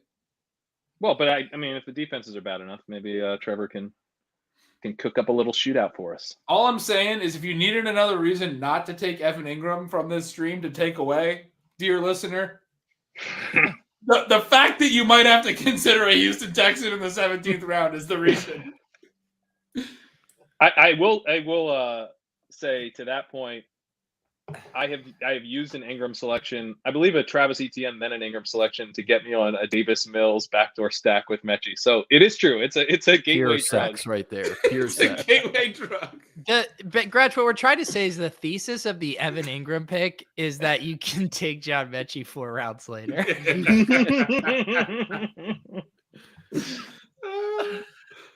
Oh, that's good.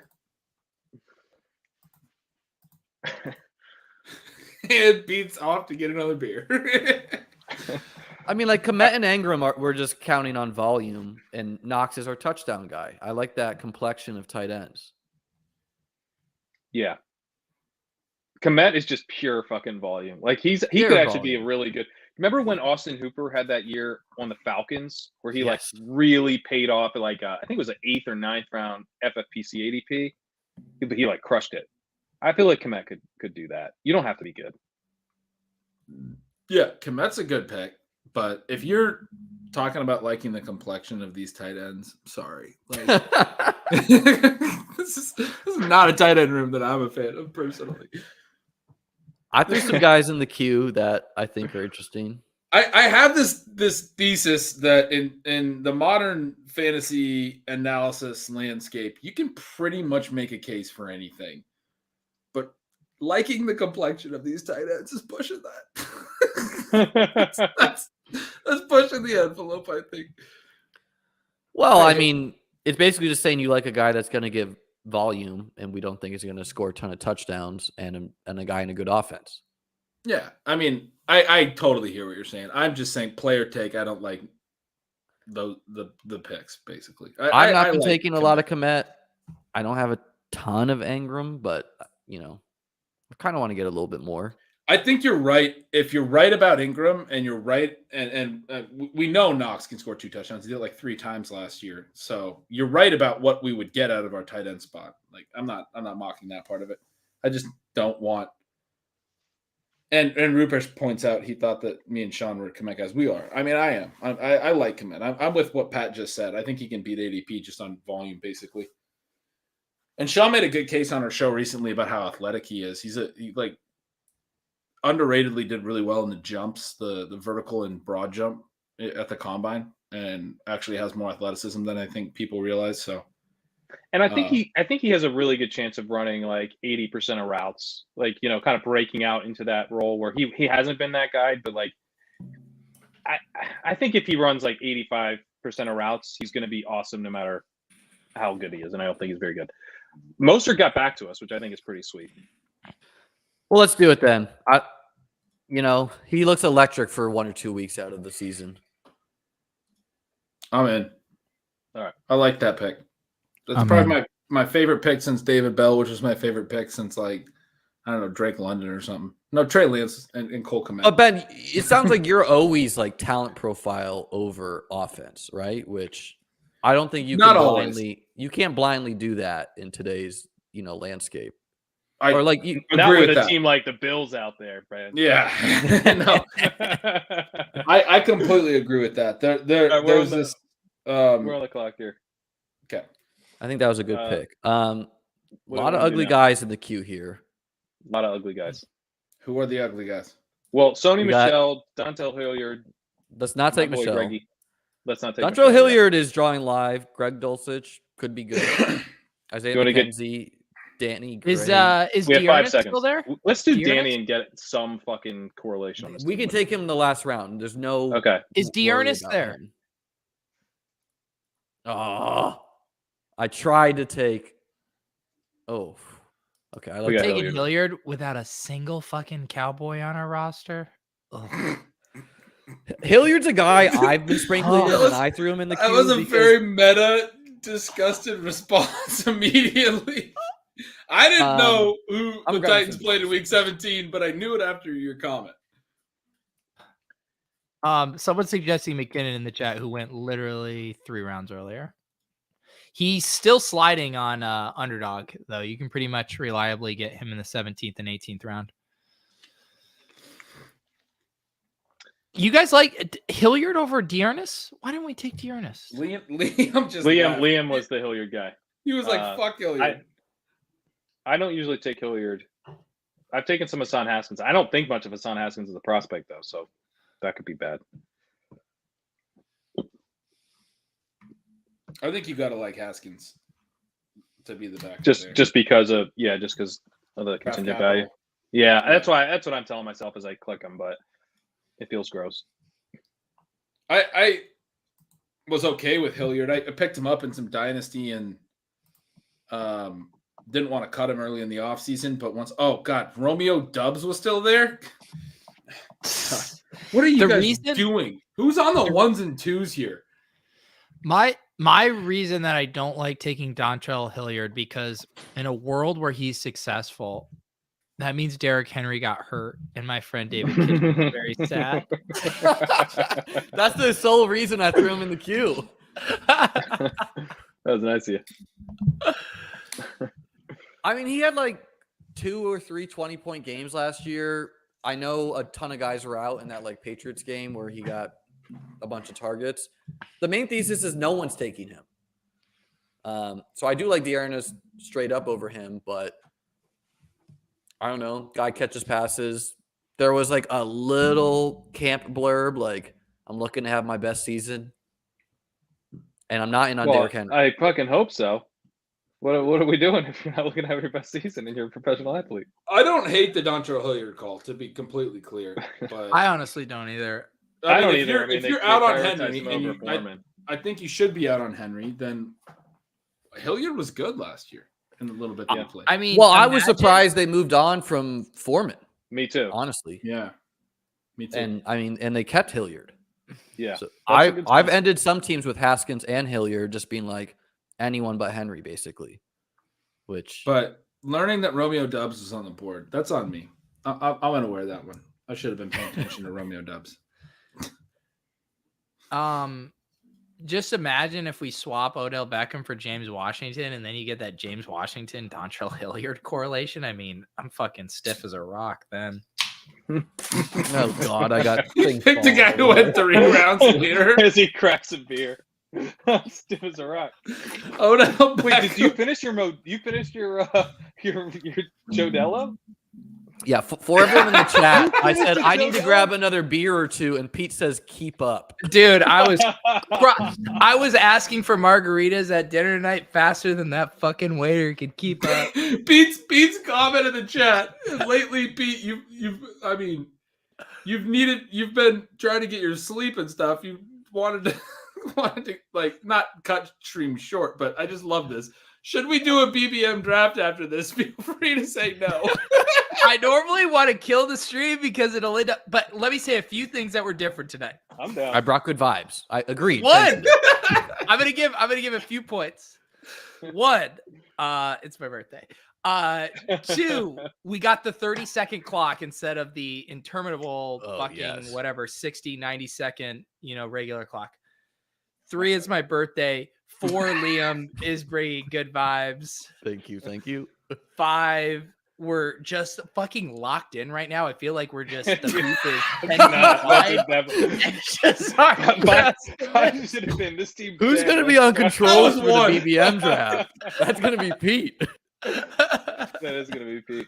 I am the captain now. Oh God. What do we want to do here with our last pick? We can do the Danny Gray thing. Dulcich. Also, Jeff Wilson. Greggy D. It's kind of fun.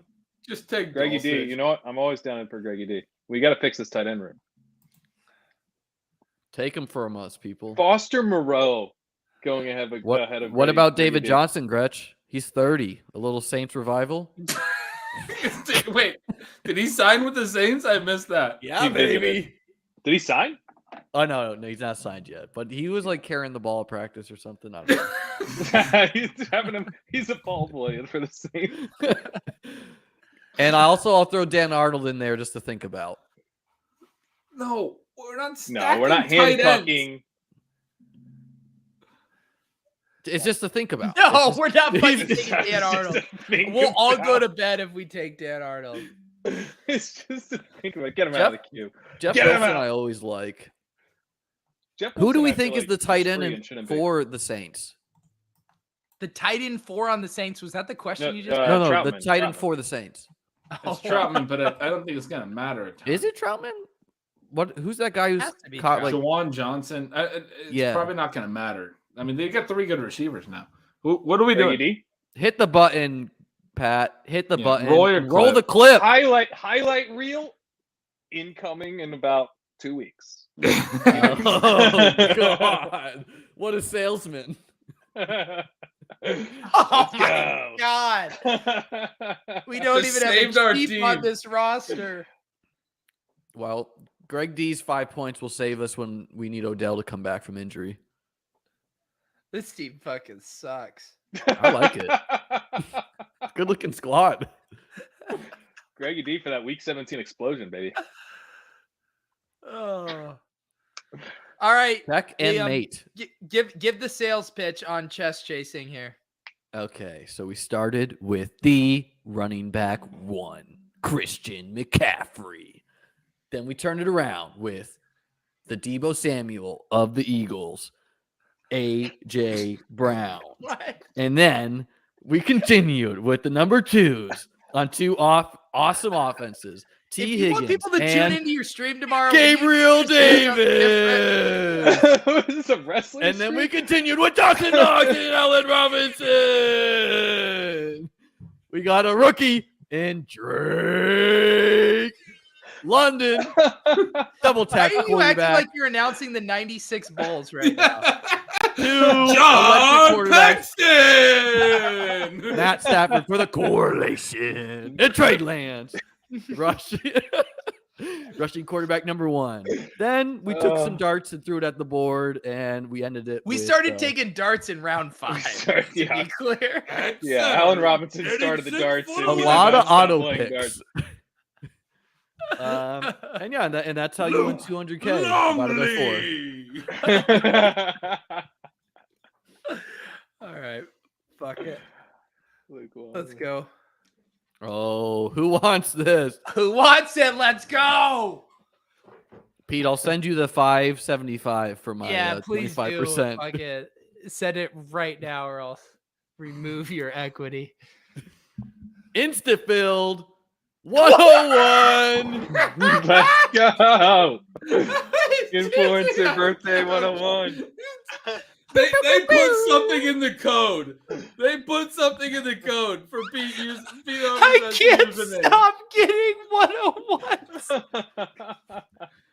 It's a conspiracy. Are you always taking Taylor, or should we get weird with it? I think let's take Taylor. I get too many 101s. I get the one fucking 08 and 110 constantly. So let's please take Taylor. Okay, I'm gonna float one name in the chat. I'm gonna float Dawson Knox. Dawson Knox. I mean, I would be down, but let's just take Taylor. let's just take Taylor, man. All right, I'm cool with it. No. I'm- Our guest asked. All right. Yes, nicely. Do it. Oh, okay. I'm not asking. I'm just floating. I'm just asking. I'm just trying to bring back those vibes of Let's Pete do making it. the finals team with Devontae Adams 101 or 102. Jamar Chase, bros. Alpha play. That was an alpha play. That's It was an alpha play. 1, baby. It was an alpha play. And This we're is- getting enough difference of a Guys, I shouldn't be saying this, but this is so absurd. So I hop in the other day. Leone and Herzig are doing a stream draft. I just decide to hop in. I have 45 minutes. I pull the 101. We do a fantasy life 12-person private league today. We do it. I get the 101. Dubner has the receipts on it. It's absolutely insane. Even the sex bots think it's They're popping off. He's drunk enough to pull the sex bots onto the stream. We got it. Oh my God. So what I'm hearing from Pete is he has a lot of Taylor. He's looking to change it up. That's why he was about the. So if Pat's like, I haven't seen a 101 for years. Yeah, I I've haven't seen a got- 101 in 2 weeks. I'm like, let's I've go. gotten so many 101s that I'm already well past diversifying past Jonathan Taylor. I'm now having to diversify past Cooper Kupp and Christian McCaffrey. I've had so many 101s. It's not your birthday, Pat. It's my birthday. It's not my birthday. Never forget. But also, it wasn't. I believe it was you who wanted to take Jamar Chase. So And just let the record show, I'm old enough to be Pat's grandpa. I'm actually, Pat, I've always wondered, believe is I'm that a a year older virtual than you. background? Yes. You already Like said you're NBC old enough to be Sports my Edge on dad. I don't know, Pat. How old are See you? the I don't know logo how there? old you are. Oh, I'm 36. I'll be 30 in October. Look at Are you that. actually 36? Yes. Okay. I thought you were just like, you guys both turned 35, then I'm 36. I had to one up Pete you said he with was age. 42 You earlier guys on are his different 35. I'm stream. So 36 then. I'm like 33. I'm 36. someone say sex. Pat, if you keep pulling them up, they're going to keep coming back, Pete. Gabe Davis at the 2-3 turn. Oh god. I'm looking Travis because is I smart. tried to do a sneak attack on this BBM3 draft to keep the ship chasers out, and I did notice our friend Alejandro did find a way to sneak his way in here. I don't know if I recognize any other names though. Recent BBM drafts have been wild. Whose? They have, dude. The recent Yeah. BBM 2 drafts, they've Yeah. just been like, people are just clicking buttons out there. There's been some weird shit. Yeah. I've been in a couple that have gone very, very strangely. All right, we got a few of you sneaked in. I thought I sneaked attacked it. Guys, on Pete's birthday, you're not even going to let him have this? That's wrong. Let me have it. It's my birthday. Yeah, throw yourself on auto draft if you're in the stream and watch. Everybody put a Out bunch of of running respect. backs in their queue and go to The bed. best part about drafting with Pete is all the 101s means you get a lot of AJ Brown. You guys ready to Dude, take another? Dude, AJ Brown is my highest exposure player right now. I'm He's- so, he's much pretty high AJ for Brown. me.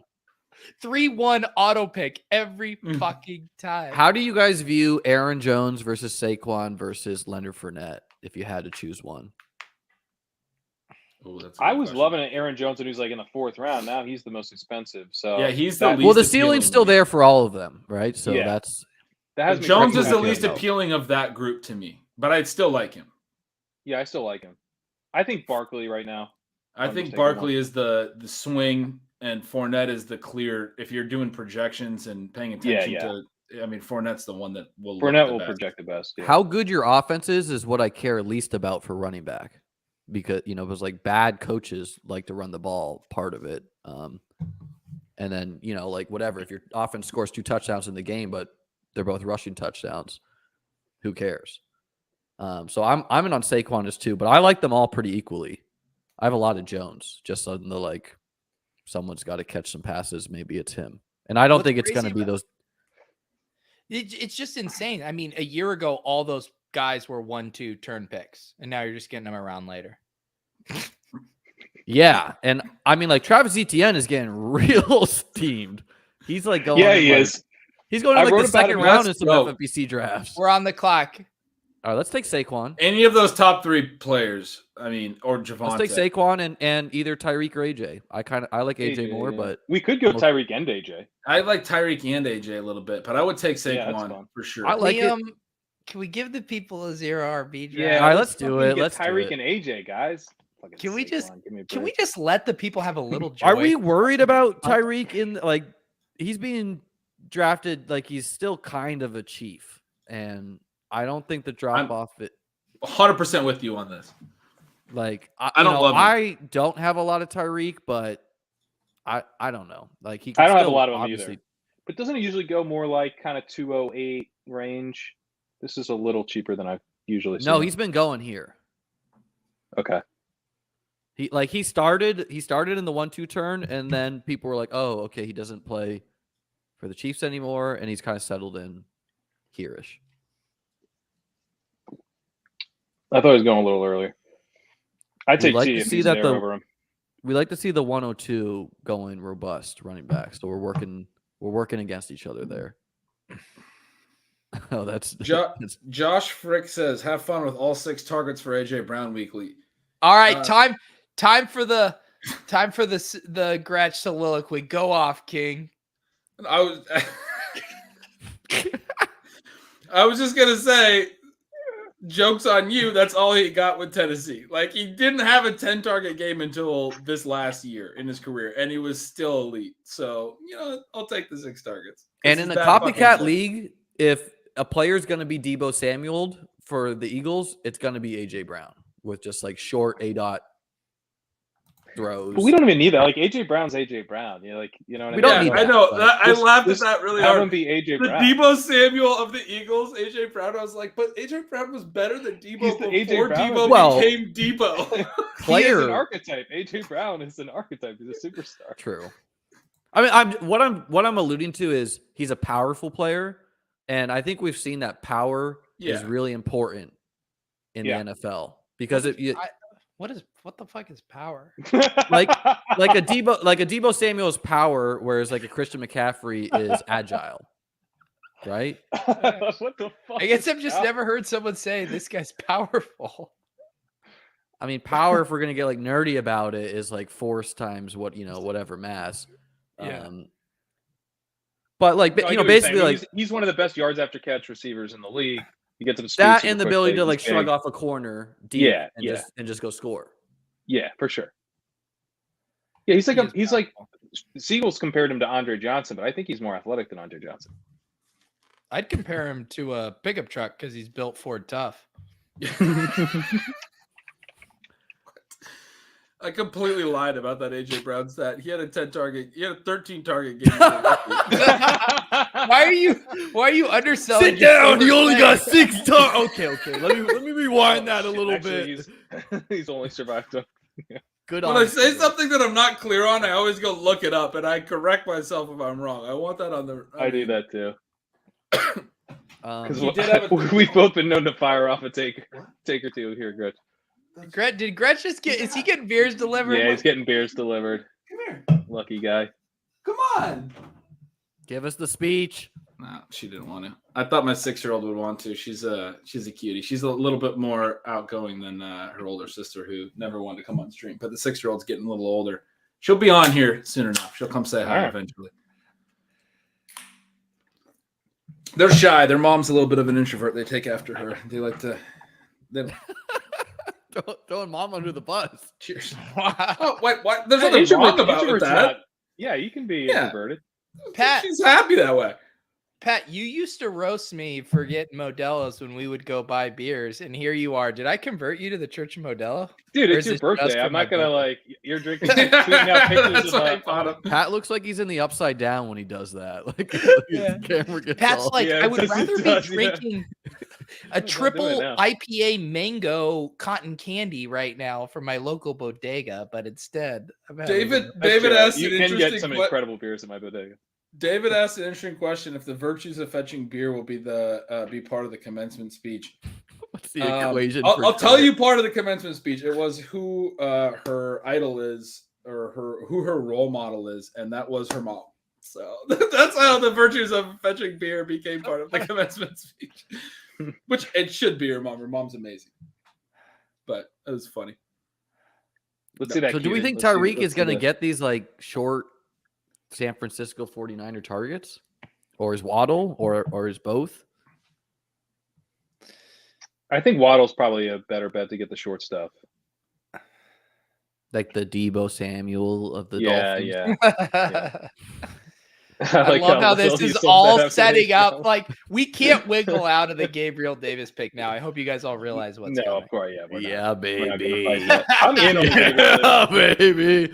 We're playing chestnut checkers over here. Why do you think we took Chase 101? Davis. I am going to advocate for. He was listening.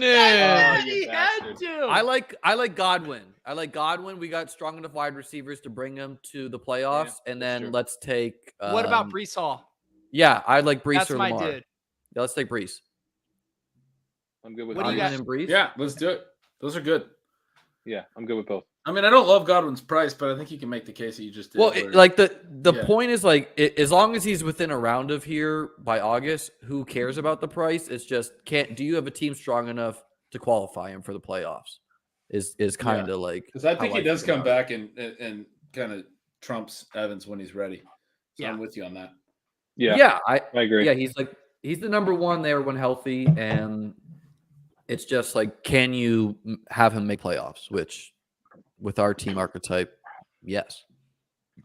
Yep. It does. It really hurts my soul. I mean, Liam, can you imagine exiting round 5 without a single week 17 correlation? I mean, I'm so depressed. Or a bill.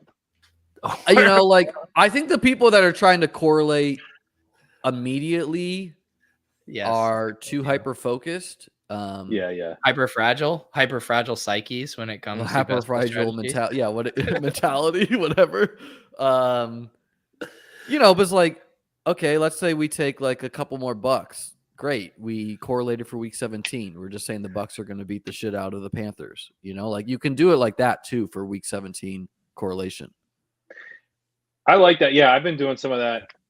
I've been prioritizing that sometimes over the minis. If I don't like the mini options, I'll just tack on a running back to a wide receiver or whatever, and just play the beatdown profile. What are your, I mean, Liam, how are you? There are, you know, from the elite tight end and elite quarterback perspective from this specific draft slot here for us tonight, we're in a weird spot, right? Where Waller and Kittle go. Sometimes you'll get Kittle to fall to this 4-12-5-1 turn.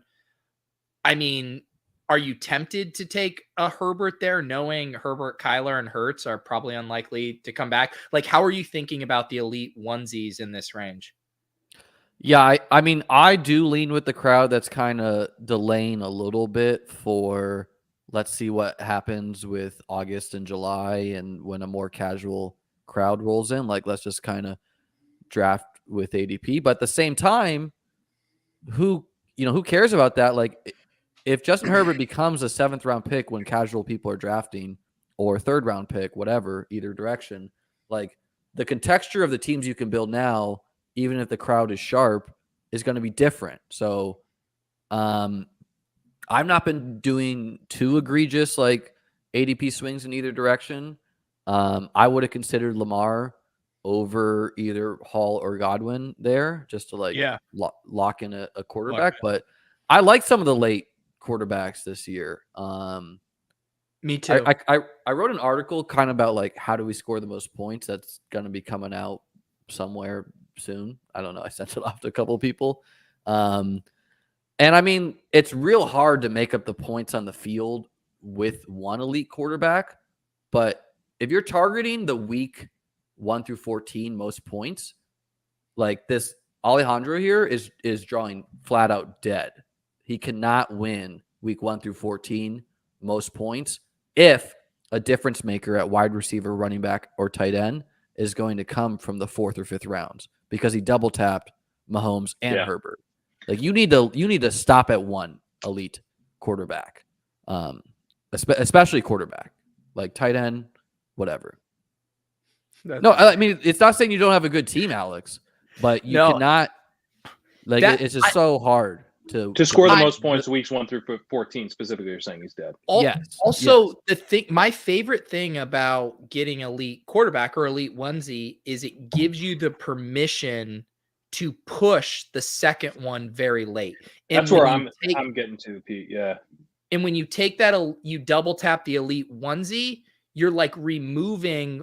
It's not saying it's the entire edge of taking elite one, but you're removing a part of that edge. Whereas like you can draft Patrick Mahomes and you can take Jared Goff in the 17th, and that's a completely fine structure. And you remove that optionality when you double tap it. Yeah, I mean, I do double tap pretty liberally on Underdog because quarterback is a more important position on Underdog than on other websites. Just mathematically, on half point PPR, the quarterback contributes a higher percentage of the points to your roster. So we should be prioritizing elite quarterbacks on Underdog because of that reason. But at the same time, double tapping them, we know we're dead for that most points, and therefore we know we're less likely to advance a little bit. Like we're giving up a bit of an advance rate. Do you also think you're hurting your week 17 upside a little bit? I mean, kind of like I like Burrow and Schultz a lot. I was just going to say, to get our quarterback stack and an elite tight end here feels really nice. Any other options that you guys would do? I really like Schultz a lot. Like he's gotten more expensive as the season's gone on, but he's Gretchen, any thoughts? I'm down for Schultz always. I like to hear that.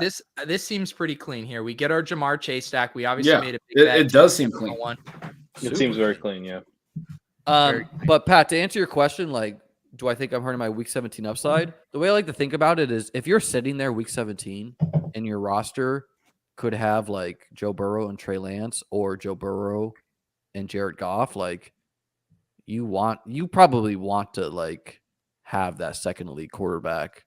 Not saying it's right optimally. Yeah. It feels better. It definitely feels better. But like if once, like let's say Burrow goes off, like you're gonna have wished you had someone instead of Lance. And the week 17 field is big enough that I am thinking about that. Because one thing I like about if you have the Burrow Lance version of that, it's gonna be a lot easier to get to week 17. You know, you're gonna have a better chance of having 2 and 18 than 1 and 18, right? Like, and maybe Burrow's like 5% owned if it goes like Lance Burrow. Yeah. So that does make me feel better about it. But if you like, so Burrow Lance is probably different though than, you know, like Herbert Hurts or something, you know, like that. At a certain point, I think you're not just impacting your weeks 1 through 14 or this Mahomes Herbert. I mean, I think this Mahomes Herbert team probably has less upside in week 17 than, you know, a team with one elite quarterback. Russell I mean, like looking at his players though, like they're good players. Like you'd want all those players in a DFS contest is kind of how I think about it. And it's a little bit of correlation, but yeah, I mean, like I think it's drawing thin to be the optimal, but it's hard to think through. I was thinking about this earlier and I didn't really know how to phrase it. So I didn't like fire it off as a tweet or anything, but how much better do we think the lineup needs to be for the BBM3 winner was than my team was? And we should keep in mind that last year was a really weird year where week 16 of the playoffs, literally like 10 out of 16 teams had half their roster out with COVID. Mm-hmm. So like, what does that do? So did you just say you're putting an asterisk next to your $1 million win? Yeah. You throw an asterisk all you want. First off, let's correct this right now. $1,001 was what I won. You can write the asterisk on each of the $1 million. Each of the checks, yes. Yeah. Also had a puppy finalist team that got 5K. Which was a Christian McCaffrey team who did not play, 0 running back, and 4 late quarterback. It was like a weird team. Huh. That just shows like, and why I did that last year on Underdog, even with 18th rounds, is because starting quarterbacks can be had rounds 14 through 18. Well, so that's like why I'm trying to think through this elite quarterback stuff, because like if rounds 14 through 18 are so loaded with starting quarterbacks and they're getting pretty dry with receivers, and I think last year and this year are similar in that there aren't the receivers quality that was available in 2020. So if the quarterbacks are kind of like the fertile ground, then you can either like take a third or maybe take a fourth if you want to get really weird, or you can push your quarterback to that fertile ground. And I'm just trying to think through like how do I take advantage of this pocket where I think the quarterback value is a lot higher than the positions. Yeah, and I mean, there's some late round guys, specifically the Atlanta quarterbacks, who I think are drawing live to be good fantasy quarterbacks. Like, I've taken some teams where it's like Jalen Hurts and then Mariota and Ritter, just saying, okay, I have like Atlanta's Konami-esque quarterback. I mean, Tannehill's going in the 17th, and he has been a good Tannehill. I know he could lose the job, but even Tannehill, Malik Willis, like that's a fun. Yeah, I like that's that. a fun, really fun pairing, and you're rooting for Tannehill to get benched if you take that. So, tell me, I guess what I'm having I'm very much on board with Ritter. I'm having a hard time with the Mariota thing because in the double tap, right? Because you're trying to middle it. I was gonna see if we could get Sky Moore here. Let's make these picks. Ben, any players you like here? I like Knox. I still think Garrett Wilson is absurdly undervalued. I'm with Gretch on that one. 8-12. We have the Jet. We have Brees. So do we want another running back Garrett Wilson, or do we want a Garrett Wilson first, and then take Garrett. Okay, take Garrett. Take Garrett here. Yep. I'm Knox over Goddard, but we have AJ Brown. I'm Goddard over Knox, especially with AJ Brown. So you would rather have two pass catchers from the I'd Eagles? rather have the bring back on the Cincinnati in this case. Then let's grab Knox. All right. It's baby, Liam. that double Liam Knox. night, baby. Let's do it. Let's go. It's Liam night. Play the Knox is like my favorite tight end combination. Okay. All right, we're done with tight end. We are done. I call that the Jag combo. Steven's got it covered. Just a guy. Knox is not just a guy. Look up his Raz profile right now, Pat. What is this profile you keep talking about? His relative athletic score. Like the Kent Lee Platt. You know, he did a great job at the combine. He did a great job at the combine. And by the way, Dalton Schultz is not an athletic guy. He's not that athletic. It's just like he is literally the only guy for the for the Cowboys. Yeah, I don't. I've drafted Knox. I don't love drafting because I do feel like he just feels like a projection guy. Any of the projection guys. Let me read you two Raz profiles, and I want you to tell me who is George Kittle and who is Dawson Knox. Okay, let's do it. This is a terrible game. You've structured this game for a guy who's really, really good at games. You've structured this game terribly. I maybe could have phrased it better, Ben. I don't agree. I don't disagree. Okay, let me pull these up. Okay. One guy posted the 929 overall. One guy posted the 925. Keep in mind that changes a little bit. Hey, Pat, get him right. No. But I'm gonna give you specific stats. All right, you give me the stats. This person is 6'3", 247, runs a 4.5, 240, a 1.59 10-yard split. Which, by the way, for anyone wondering, the 10-yard split is the number you should care about, and the number that the Kevin Cole's NFL research cares also about. backs this up. Yeah. Bench Traylon press Burks crossed the 10-yard split 18 times and ran a 6.76 3-cone, which is blistering at tight end. 6.76 3-cone, 18 times on the bench. Okay, and then this player is 6'4", 3, so a bit shorter, 254, so a little bit heavier. Ran a 4.59 40 and a 1.57 10-yard split. So a little bit faster on the 10-yard split, a little bit slower on the 40-yard dash. Bench press 16 times and ran, not as cool as a 3-cone, a 7.02. That's Dawson Knox.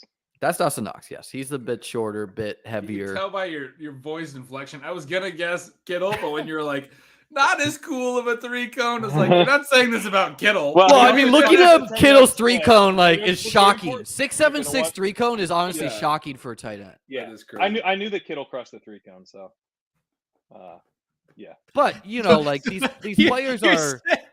You're saying Dawson Knox is like George Kittle, despite George Kittle's metrics being different in a shocking way. Well, the 3-cone, yes, but otherwise, if we're talking about explosive player, gives you spike, George Kittle. If I had to choose a tight end to give me 40 points, I'd choose George Kittle. Yeah, but but the 3-cone and the shuttle and all that is super important for slot receivers, right? I assume it's very important for tight ends because they run a lot of those, short routes. Well, I mean, in the Bills offense, showing that. Say Back that in again. the day, they had some. Back in the day, Rotoviz, I remember had some stuff on the 3-cone mattering for tight ends. Yeah. When That I makes was sense. in college, I wrote a 100-page paper predicting wide receiver success in the NFL using 100-page fucking Yes. bullshit. That's Here's the insane. drive link. using Fucking bullshit. Is that And I- real? yes, it's real. Post And the- I You got to used- publish that. I 100 should. pages? And I got an R squared of about 0.7.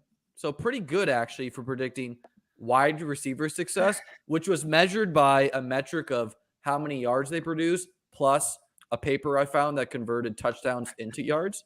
And so like literally the only stat, by the way, Antonio Brown had like the lowest broad jump of all players in the database ever, which was kind of interesting. But the only metric it really found like predictive was, I'm forgetting the college stat it found, but it was 3-cone time for wide receivers. There you go. So 3-cone Gotta get time in matters those for routes. some wide receivers, I think, but it's an archetypal thing where like Yeah, and like If I you're- was It like, makes sense with route running. You got to be Yeah. able to stop and start. When you watch the 3-cone and when you're watching the combine, like that's route running, you know? yeah. I All got right. But to if you're one of these paper. sprinters, like I So, don't think I yeah. like James Cook and I all like three Penny. all three of these running backs at the top correlate and make sense for our Cook build. and Penny correlate, and also So does Stevenson. yeah, but Cook and Penny are just I prefer them a lot. Why are you trying to say Stevenson doesn't correlate with Hill? I mean, I want to take Rondell. So what do you? I'm down with Cook and Penny. I think we both should are rip pretty two good. running backs here, and I like Cook and Penny. All right, we're gonna grab Cook because we're rocking. First off, I Penny, call I him think- Rashad Dollar. He won me $1 million, so I will never slay. I like Penny, I think, over Rhamondre. Cook is the Where one I are haven't you- been drafting a ton of. but- Gretch, I know I you like wanna take Rhamondre, I just take Rondell. him after Penny.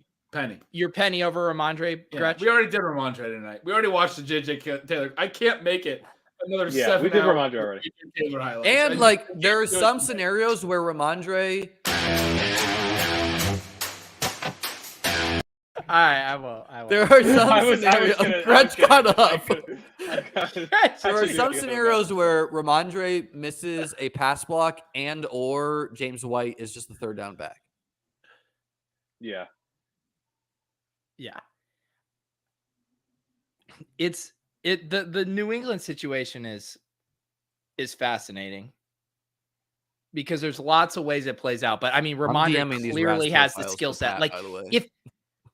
if What'd you say? Belichick decided that he just wanted Rhamondre to be his bell cow back, it'd be fucking euphoria. I mean, he can clearly play in both facets. I mean, it would be insane, but he won't. There's do been some smoke about him calling the athletic, the offensive plays too this year. it. Belly. I know. Or Joe Yeah. Judge or Matt Patricia. It's not great. Well, but like I'm not in on the FUD about like, oh, the Patriots pass, the OC is going to be bad. Like I honestly think Mac showed a bit last year as a Bills fan. Like I don't really want to say that, but I think his ceiling as a player is like a better Kirk Cousins, and he's a really great late round quarterback target with I agree with that. his pass catchers like I Hunter think he Henry. could be like a Matt Ryan. Like I think he's yes. yeah, he's good. I think he's good. But I do think it's a problem if your offensive play caller is a failed defensive coach. That is a problem. I do I don't know if agree it's a that problem to like if you have a breakout second year quarterback, maybe that's more important, but it does it's a bummer. bad OCs definitely hurt you a lot more than good OCs help you, I would say. I think Mac Jones is good. I mean, he's super accurate. Like, and I love they're that giving him Josh some faster is agreeing guys, with like- some of the takes. I'm just firing off the hip. I mean, I That is love nice. like Mac and Jared Goff are just the comfiest safety blankets in Yeah. BBM3. I mean, they're always there. They're so cheap to backdoor stack. But the reason they're always Goff there I is like a lot too. they have Who? like combined like roughly 50 rushing yards of upside, right? Like they get No, we're getting no rushing. We're just flat out Yeah. like No we're betting rushing. on Vegas wins because they're both around 8 to 9 wins. And in the Lions case, we're betting that all of their players are expensive. So two things cannot be true. Jared Goff cannot be an 18th round pick, and every Lion cannot be a 10th round I pick disagree. plus. I hate. Yeah, I disagree with hate this. this out. I hate because everyone does this every year. They did it last Well, year. yeah, I mean, I get it. Like some of them could miss, but But No, also, like, DeAndre Swift was paying off. Amon-Ra St. Brown paid off, and like you didn't necessarily want Jared Goff last year. Yeah. Well, They're they paid immobile. off, but they That's all key. got like hurt in different weeks. but I don't like it too. People have done it with the Dolphins, right? They're like, Waddle and Tyreek Hill both can't go in the second round or second, third round, and then Tua goes super late. It's like, yes, they can. One of those guys could smash, and the other could not. That's And that's a great example because number one, it's Agreed. concentration of targets. Number two, it can be ADOT for PPR reception. Both those guys could catch a lot of short passes. Like part of the thesis with Tyreek is he could be used closer to the line of scrimmage, like Debo a little bit. And then number three is do they rush a ton? And two is a little bit mobile, but not a ton really. Sticking to the Lions, how do you compare their weapons that they have right now to the year they went to the Super Bowl? The 'Cause Lions. I think it's the Lions. When I think did the it's Lions- kind of. when did they when go to did the the Super Lions Bowl? go to the Super Bowl? Sorry, when Jared Goff and the Rams went to the Super Bowl. Oh, way worse. Way worse. I would definitely not say way worse. Like I don't Gurley, think way worse, but I mean, you're talking about a much worse offensive design. I think. Wait, what? Like prime Robert Woods and Cooper Kupp and Brandon Cooks and Todd Gurley and Jamison Williams is going to play half a year. so we're hoping Jameson is like as good as Brandon Cooks Okay, but when he comes back, he's not going to play the whole when he year. comes back, which I'm guessing. But 3 who's the weeks. Cooper Kupp? Amon-Ra who's the Robert St. Brown? Amon-Ra St. Brown All right, is literally hang being on. called like. we're on the clock. He's not Myers super is a smash with our. I also Tyreek like Hill Michael Carter correlation. is like great value here. Oh No, we're not double- We already have. Come on, Liam. This guy fucking won $1 million playing best ball. Wants to handcuck. Should we? Rick? I I mean, like- I I like guys really here. don't. Tua like and Tyreek. Tua I and really Tyreek. don't like Tua's price here. No, Like I don't like Tua's price either. he's I so don't like him overpriced. But either. who cares? Kind of at the end of the at the end. of the day. Wait. Why are we out on 2 here? I honestly don't mind. Because it. you have Tyreek, I think you have to take him. I just think he's kind of Okay. expensive for Alright. what he is. But if but you're he's not buying like a Tyreek upside in at pick 24, then I think you're in on. yeah, I'm totally fine with it. Well, this for is, like but he's the- Jimmy. The other scenario on this Lions thing I was going to bring up is Jimmy G. Like Jimmy G is a terrible fantasy quarterback, and he can still support awesome spike He was weeks. not and- as bad as you would think last year. For like you would prefer Jimmy over Trey Lance last year or Justin well. Fields. Would you? Why was that, Liam? That was 2 good picks. Whoever made those picks, Peter over. Oh, back in Pete's running the 1s and 2s. I We're do back. like it. I just don't think that We don't like, have Pat auto picking Odo Beckham anymore. Things are running smoothly again. Pat's camera's cutting off. Yeah, so we're done at quarterback, we're done at tight end, and now we rock running backs and wide receivers. We have 2 quarterback wide receiver double stacks with a double bring back on the Cincinnati Buffalo game. I like how this team looks. Yeah, and the Pats Dolphins game is a game that a lot of people are fudding. Like, oh, don't target this game, which I don't think people would exactly have targeted the Bills Patriots game either last year when the Bills put up like 40. You know, like the point is weird shit happens in the NFL. And so just also like how I think about these drafts, and I generally agree with you guys. Like it's hard to get super excited about Tua, but as Ben said, we made a big bet on Tyreek at pick 24. And Agreed. like if we need that bet to smash, Tua is going to smash, and then we got him, 11 picks past ADP, and structurally it made sense for us. So like I also making pooled- correlated logical bets like that. I pulled the Tua passing stats versus like Josh Allen, who was the quarterback 1 last year, just kind of curious. And it was not as big a drop off as you may think, as like, it was like I think Tua averaged something like 230 passing yards a game last year, which I was kind of impressed with from a top down takeaway. Speaking of random stats like that, I looked up Mac Jones after I make I did the exact same thing I said I did like an hour ago, where I made the comment that Mac Jones is going to give you 50 rushing yards. He had 129 rushing yards last year. That's a lot more than I actually thought. I did not. I would have guessed under 100. Yes. Yeah, I would have guessed under Yeah. 100 for sure. 129 reason- regular season. Yeah, it's pretty good.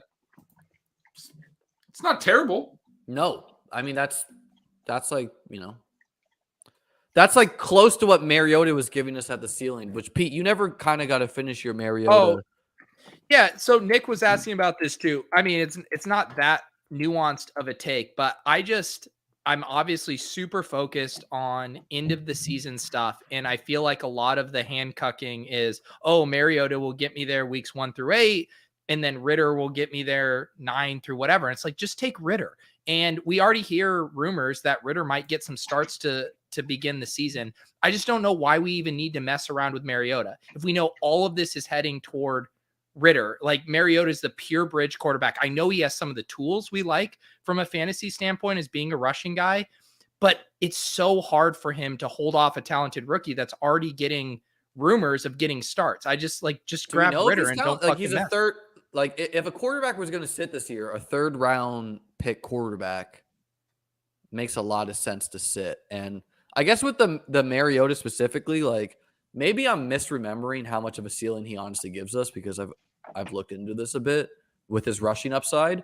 But like I think back to that Raiders game, he spot started against the Chargers 2 years ago or something, and like gave us a 60-yard run. I don't know. Like, I just want to be in on the quarterback that can do that versus the pocket passer.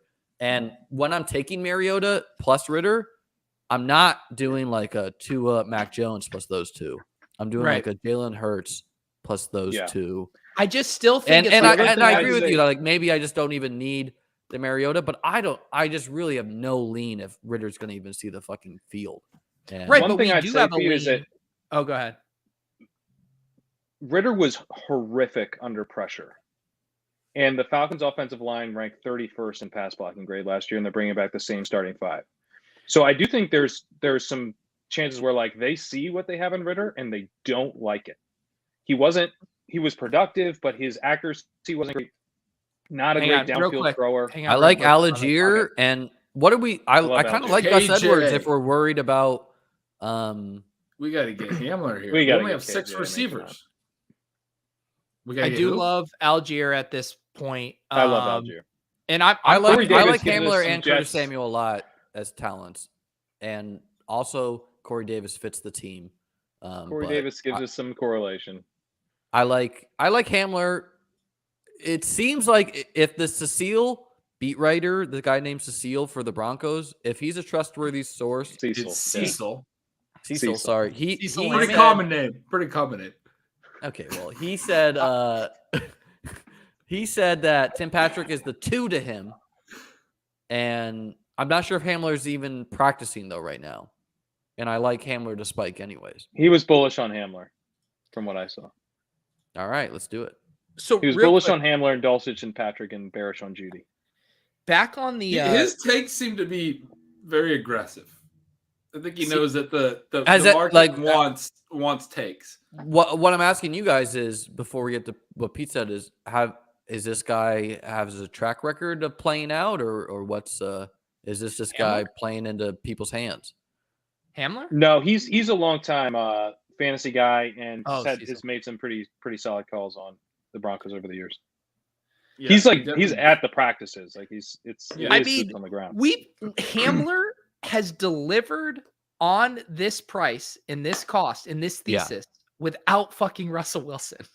Also, like a 15th through 18th round pick, like there's no difference really in my brain. Yeah. He's been doing it forever though, and he does stuff with Sigmund Bloom, right? And, yeah, that's good. So I'm just new to fantasy Twitter, so I just don't know who's just saying shit. I was mostly just saying that I don't think the Hamler case should be tied to his optimism or not a lack of optimism. The way I read a lot of his tweets is that he's very optimistic, which is great. About several guys, he's very optimistic. That's me, baby. Patrick, he's very optimistic about Sutton. I saw some tweets about him from Sutton. Yeah, very optimistic about Sutton. Got me very excited for Sutton, and it's great. I mean, that's exciting. But there's a lot of other reasons to be very in on Hamler at this price. No, I agree. Yeah, it's not the lone data point. I agree. Hang on, just circling back because I do want to hear your guys' takes because maybe I have a blind spot on this, but I feel like if the Falcons were more of a playoff Super Bowl contender, I could buy into the Mariota gives them the best chance to win, yada, yada. But I mean, this franchise they're not a playoff team, much less a Super Bowl team. Like, what do they gain from trotting out Marcus Mariota weeks 14 through 18? Like, so I'll what say did two they things gain on from that. One thing is I'll remind us of the Mike Zimmer quote about Kellen Mond last year, where it's like, hey, why aren't you starting Kellen Mond over Kirk Cousins? I see him in practice every day. But Kirk Cousins has And been B- way better than Marcus Mariota. and has Agreed. sustained the Agreed. starting B, job. Yeah. I had this Twitter take the other day, and I would book this right now with anyone. If you asked me which quarterback, the Bears quarterback or the Atlanta combo starting quarterback, is going to give us more fantasy points, I would take the Atlanta combo because I like their weapons a lot more than what the Bears are trotting out. Maybe Justin Fields is just that much better than Mariota and Ritter. But if not, I like Atlanta's weapons a lot more than what Chicago's got. Unless Velus Jones is literally Jesus Christ himself. He's probably not. Yeah, and I would say on the I mean, he's stuff, as old like, as the him. Falcons. I don't know if you know, but he's as old as Jesus Christ. Go ahead, Uh, Pat. The Falcons did try to trade for Deshaun Watson.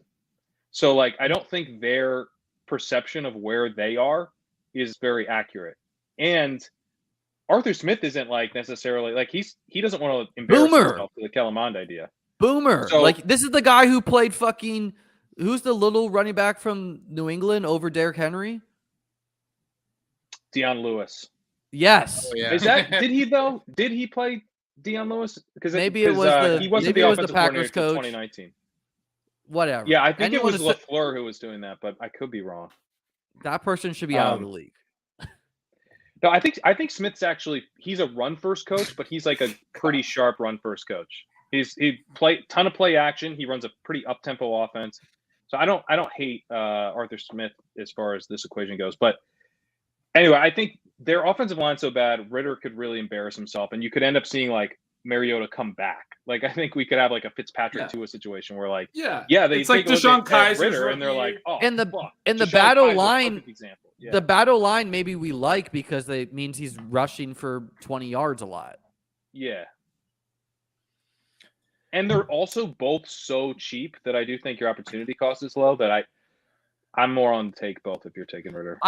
See, I'm the opposite. If you want to make your stand on Mariota, knock yourself out, that's fine. I don't like to take both. Like, make your stand. You need 18 I like bullets that. to win $2 million. Do Pick it one. on two different teams. You really don't. Like a Take 17th Mariota on and one 18th round team. pick is not going to bury your winning Yeah, team but if you have the winning team. How many teams are you drafting? Take Mariota on one team, Hang on. take Ritter on the other. Like what?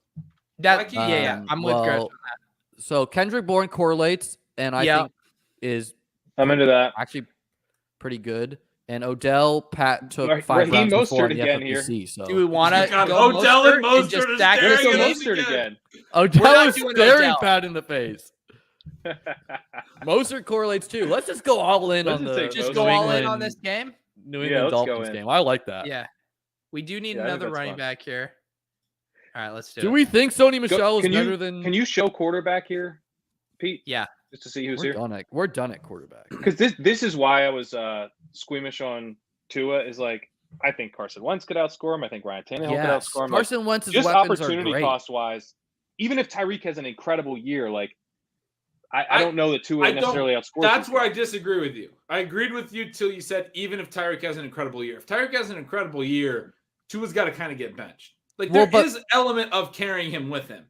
If Tyreek, There's is- some element, but like yeah, there's. But how you know, high you can might you have go? The point is there's so many good quarterbacks in the league that Tua literally ceiling is something like quarterback but, like, 13. consider the quarterback the 14. context of Tua's situation, because I agree with Pete's earlier point about the quarterbacks. But if Tyreek has an incredible year, Tua's still going to get numbers throwing to Waddle and Gesicki unless they're both hurt. Like those guys are Yeah, good. it's the opportunity cost thing. Like it's it's being able to get one of these guys in the 17th, 18th round Okay. versus you have to take Tua where there's still some pretty solid bets on the board. I'm just kind of. But to be fair, like looking at these picks, there's yeah, not that's a, true. That's why I didn't. That's why I said some pretty solid bets instead of naming a player because I don't like anyone that got drafted. Well, yeah. I mean, so Pete, can you tell me the exact number 2 is, because I can't kind of see if it went What's to up? it to What question? I like this team 145? way more 145. than our last team. for click the record. board. Click the Me board too, again. yeah. I think that last team was sex too. Yeah, Yeah, I mean, like maybe you'd want to take some of these guys in the 13th, but after that, it gets kind of thin for like upside smashes. Like I like Tyrion Davis Price, I like Yeah. Kenneth Gainwell, I like Darrell Williams, I like Khalil Herbert. the wide receivers I all view similarly from like the 13th through the 7th through the 8th. Oh, we 17th missed round. out on Romeo Dubs again. That's on me again. So, Liam, I want to hear your thought because this is, I feel like you can make a case for either one. Is this a 6 RB or a 9 wide receiver team? Let me see our wideouts. So we got 1, 2, 3, 4, 5, 6. I mean, I think it's almost assuredly an extra running back. Like we're That's counting where I'm at on this because this is we're a zero we're running counting back on team. Chase Hill and Brown to be good. I'm making the Dubs And we have joke. 3 rookies at running back, which Liam, where are you at on Romeo Dubs? I've been taking some, but I just kind of take some of all of the Packers. I don't have I don't watch college football, so I don't have a strong lean. The fact that you are in on Romeo Dubs makes me more in on him. I think Sammy Watkins is drawing live there. I like Alan Lazard there. I like Dubs. And Yeah. even You know who likes Dubs Amari a lot Rodgers as well is Anthony Miko, who's a wide receiver. I know Leone. I He's called in on Leone Dubs? out for He loves stealing Dubs, him in all my rookie drafts, and he goes blame Amico. I was like, damn it, Amico. Amiko's been on him since the pre-draft period. He was calling him I don't know exactly what it is, but he liked him as kind of like, I think he said he's what everyone wants Jalen Tolbert to be, is what he said. oh wow. And then he landed in a spot get where we all thought Christian Watson was going to get overdrafted, right? Mhm. And they need. I mean, we can like Lazard and Watkins as decent. bets, and I Watson's agree drawing with that. real live to just fall on his face at his draft capital. He is, and if he does, and if Dubs is a smash. legit good prospect, Amico's looking at the same kinds of data points that we would care about. I mean, he knows what he's doing. Absolutely, like this is the type of late round pick that you like. I mean, it's funny that's with the Packers because it's Jamal Williams and Aaron Jones all over again. They took them in the same draft, and everyone loved Aaron Jones, and Aaron Jones was the better player, right? Like I think I would have preferred McKinnon over Mostert if we could go again. Yeah. McKinnon's gone. Yeah. Oh, yeah. if you no, no, but we got it, could got have it. had him. Got it. Yeah, I like McKinnon's McKinnon one a of lot. those sneaky guys. I've been favoriting him in drafts just so I don't forget about him because I mean he's going to be he should be going where Darrell Williams is going, right? Like Yes. he's the same play. Who also is climbing a lot. He's exactly Darrell Williams climbed. Jerick McKinnon will be where Darrell Williams is now in a week. Yeah. I think you're right. Yeah. That's why I wanted Williams on the other site because I knew he ranked similarly to Gainwell and Tyrion on other sites. Okay, Well, so roll the clip. I like we got a running I have a shitload of Haskins. I don't think I'm actually good at picking. We could get late round Dearness running here. backs. There's been a We missed lot of Dearness talk last about time. the Raiders. I like Haskins a lot here. That's Haskins Zamir- with our little Schultz. Yeah, key Let's up do it. Haskins. Yeah. If But- Henry's hurt and Haskins is their workhorse, I mean that's a team that you don't Well, even and Haskins like physically comps closest to Henry. You know, like he's like big and strong. Hayden Winks comped him to Albert Blue, which is like both Not appropriately gross Alfred. and kind of gets you like, okay, actually he did have a couple games for the Texans. Like, maybe that's what we need. yeah. we got 4 rookie running backs, which I think We could- know that if could work. Henry gets hurt, they will use somebody like they did with Foreman last year. They'll use Yes, someone sort of agreed, in a agreed. Henry role. And so I think Zamir White was also a consideration there because there's been a lot of talk about them not bell cowing Josh Jacobs. I've been This taking is Kenyon good. Drake. That's been the Raiders back I'm taking because I think he's got a better chance to catch passes than Zamir White, like a much better chance. And I was a little bit bearish on Zamir White as a prospect. Pete. Birthday saucing. Pete, Alex, Sure, you think you want ship chasing to review your team. How much sauce would you like on your team review? Oh, I love I messed it up. Sure, you think you want ship chasing to review your team. How much sauce would you like on your team review? Oh, I love this. You asked for the sauce. He wants it extra saucy. You think you want it spicy. He wants 13. Oh boy. But then you realize you can't handle the heat. Fuck this guy. Do we have to review his team? Hey. Why did you take Moel and Cox? What are you doing? So fucking cute with his 0 RB. Evan, you will speak when you are spoken to. Fuck off for his awful team. Ship chasing team reviews are getting spicy this summer. Come get the sauce. 2. He wanted a 2. That's not your Pete. Your voice Fuck there it, sounds like me. damn when it, I was I like, messed it up. then we shook. There's been a lot Yeah. of good clips in this episode.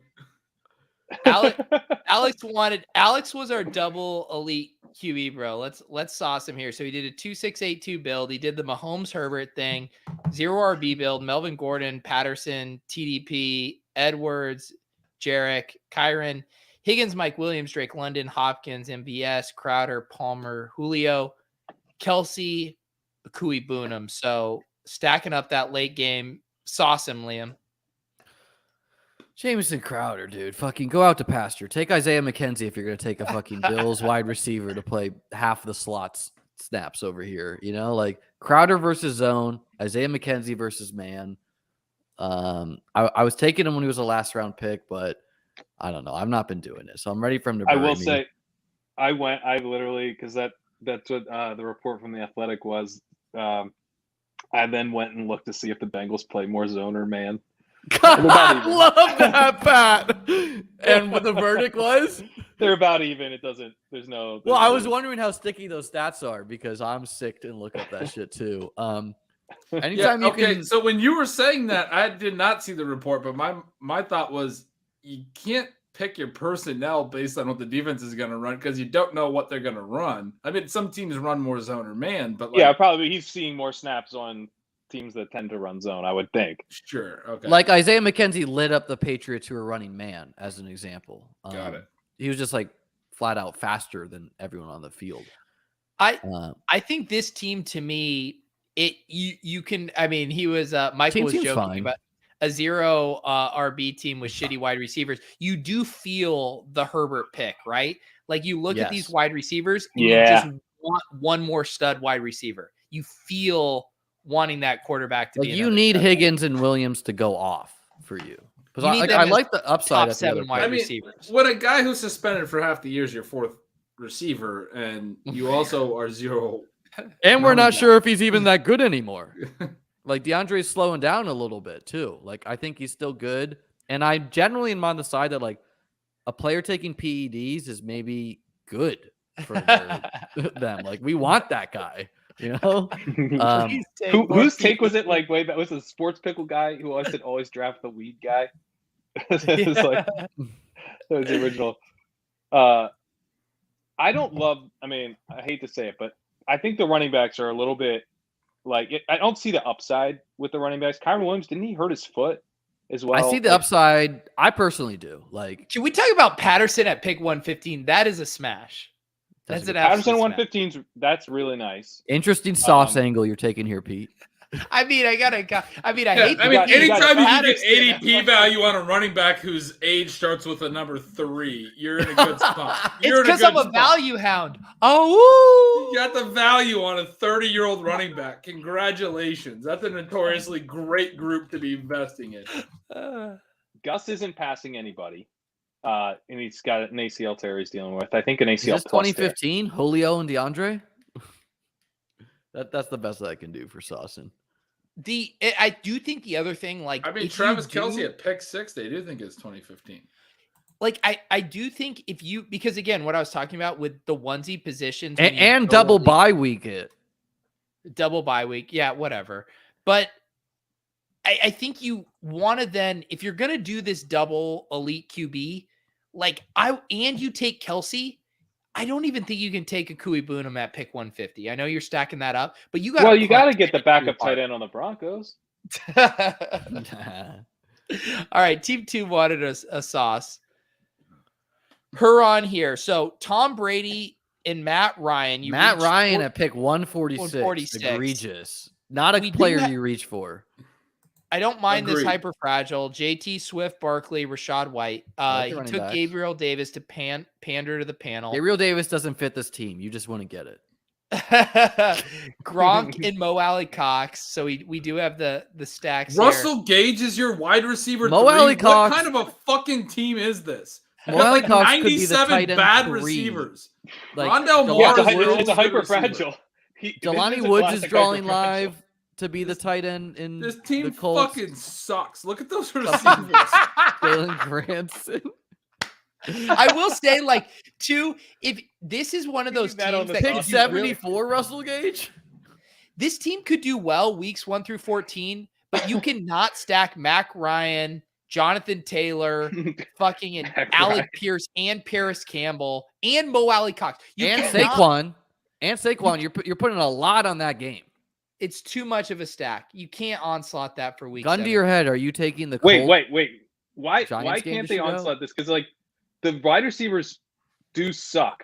So like I do kind of like if your wide receivers fucking suck, you're like, well shit, maybe it's the Colts Giants that you I'll need. tell you why, Pat. Because you need the Colts to put up 50 points in week 17 to win $2 million. And the that's not Giants, happening. like the I know, but that at least he gave himself that out.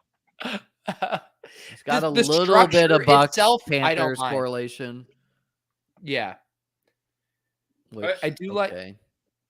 the structure is good. I just think the capital allocation. Team It's strong tough. thin. You need your running backs to smash. I like Well, this so what's comment. the? He's gonna have a is it- week where there are 7 catches for 20+ yard TDs each, but is it week 17? Like, are you gonna be there in week 17? Is the other question. Like, you gotta have good receivers. Don't we know that? Because so this is hyper fragile, right? He did pull up the hyper fragile build correctly, Yes. and he didn't spend a ton of capital at tight end. And then Tom Brady is like, kind of in the late part of the elite quarterback window. So Mo But Alley look Cox as your tight end too is thin, and I But draft this is- thin teams. This is the problem too. Like, look at how much you spend. So, not that it's a huge deal to take Brady 8 picks ahead of ADP, but you take Matt Ryan way ahead of ADP. I don't like that. You're taking Gronk Don't like way ahead of ADP. You're taking Mo Alley Cox way ahead of ADP. Like, you're reaching for really bizarre outcomes. Like, you are not building a super team with this kind of construction. with the reaches, but I guess I'm And just for that defending the reason, construction I'm out. in a sense. And for that reason- I do think he executed hyperfragile well in terms of like in the order in which he selected players, but It's maybe not fine, very close. whatever. It's fine, whatever. It's pretty thin. It's pretty thin. So We it's- drafted What if the Gronk winning doesn't team play out of though? that. I would have. Let's sauce some more teams. You got to draft Gronk. You got to draft. If him. someone else just- wants to get sauce, let us know. I'll tell you your team's fucking shit. I don't think there were actually that many ship chasers in this one. I think those might have been the two. Anyone else want These sauce? randos finding these like, who's these assholes beating up on my team? Ugh. All right, Um, Pete. Happy birthday. Happy birthday, man. Gretchen shut it down. I'm Gretchen's fucking going tired. last call. I'm Come to my tired. inaugural stream tomorrow, and then you can Yeah, plug. watch Hang Pete and on. mine. No, hang on. I'm gonna let you go. That's Gretch. Let's get Liam up here. Plug your fucking Gretch, marathon. no, Gretch should plug Liam's stream tomorrow. Yeah, Gretch, plug Liam's stream. Gretch So couldn't it's like make it. 8 straight hours. Incredible guests. Like 8 straight drafts. I don't know Pat's much gonna else be about on it. there. 5 I p.m. saw a tweet. There's a lot of guests, and they're good guests. 12 p.m. to 9 p.m. It's the anniversary of me drafting the winning Best Ball Mania 2 team. Oh right, wait. I gotta get a mention in here for Liam. I don't know if you guys know this, but he won $1 million last year. $1 million and Any one. chance we can mention this? We gotta mention that. Million and one. $1 million and one. Don't short All him right, that here's the schedule tomorrow. We got Herzig, Maddox, Winner of BBM1. Smola, Soccer Dave. Was that a tough spot to fill? You were kind of just grasping. at the spot? I targeted that. I said, "Hey Dave, here's the whole schedule. Choose your time." He said, "Liam, as a tree, as a leaf on my tree, I choose 3 p.m." You're bearing fruit, he said today. We got Parade or Spags at 4, Parade at 5, Scott Barrett at 6, TJ at 7, and Crying Buffalo at 8. Felix, nice he loaded won- lineup there. He won the DK best ball, and I gotta just say, like, this has been pure shit show. Me doing this, it's all set up. It's gonna run, but I messaged like 20 people. Had to tell several people, like, "Hey, sorry, like I overbooked myself." not what you want to do to these big Twitter accounts. You're like, learning some tough lessons, buddy. I should have told you learning some a lot of tips lessons. about I'm that. like, They're like, oh yeah, what time works? I'm like, oh, yeah, sorry, booked full. Let's do next week. And had to meet with my producer from Serbia. Hey God, can I talk about this? You sent me a fucking screenshot of you as a producer. You don't need a fucking producer for StreamYard. I don't Hammered anymore. Off my ass in producing this show right now. What the fuck are you talking about? I don't anymore. It was my first time. We produced in the past. He's from Serbia. Yeah, we used to do chess shit together, and so what are you hiring him to do? Pull up comments on the stream? No, I'm gonna Like do all that? that. It was more to like get. Honestly, I didn't know how much StreamYards would do for you because I just enacted my YouTube channel like 24 hours ago, and it doesn't let you like look at anything until 24 hours once you create it, and so. I don't know. I over prepared, Pete. That's how you prepare for success. I don't think you over prepared. Hang on. Give me a name. I need one name of someone you invited and then we're oversubscribed and told them they had to wait.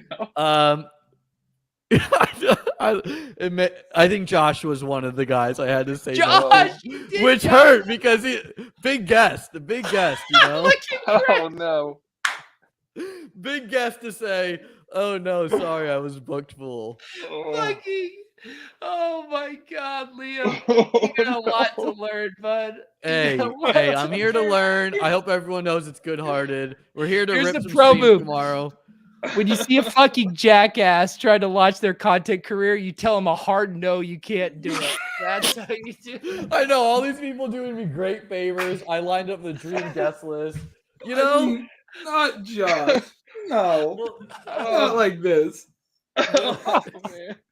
I know. I feel bad. I just didn't think people would be so kind and that people would fill my slots.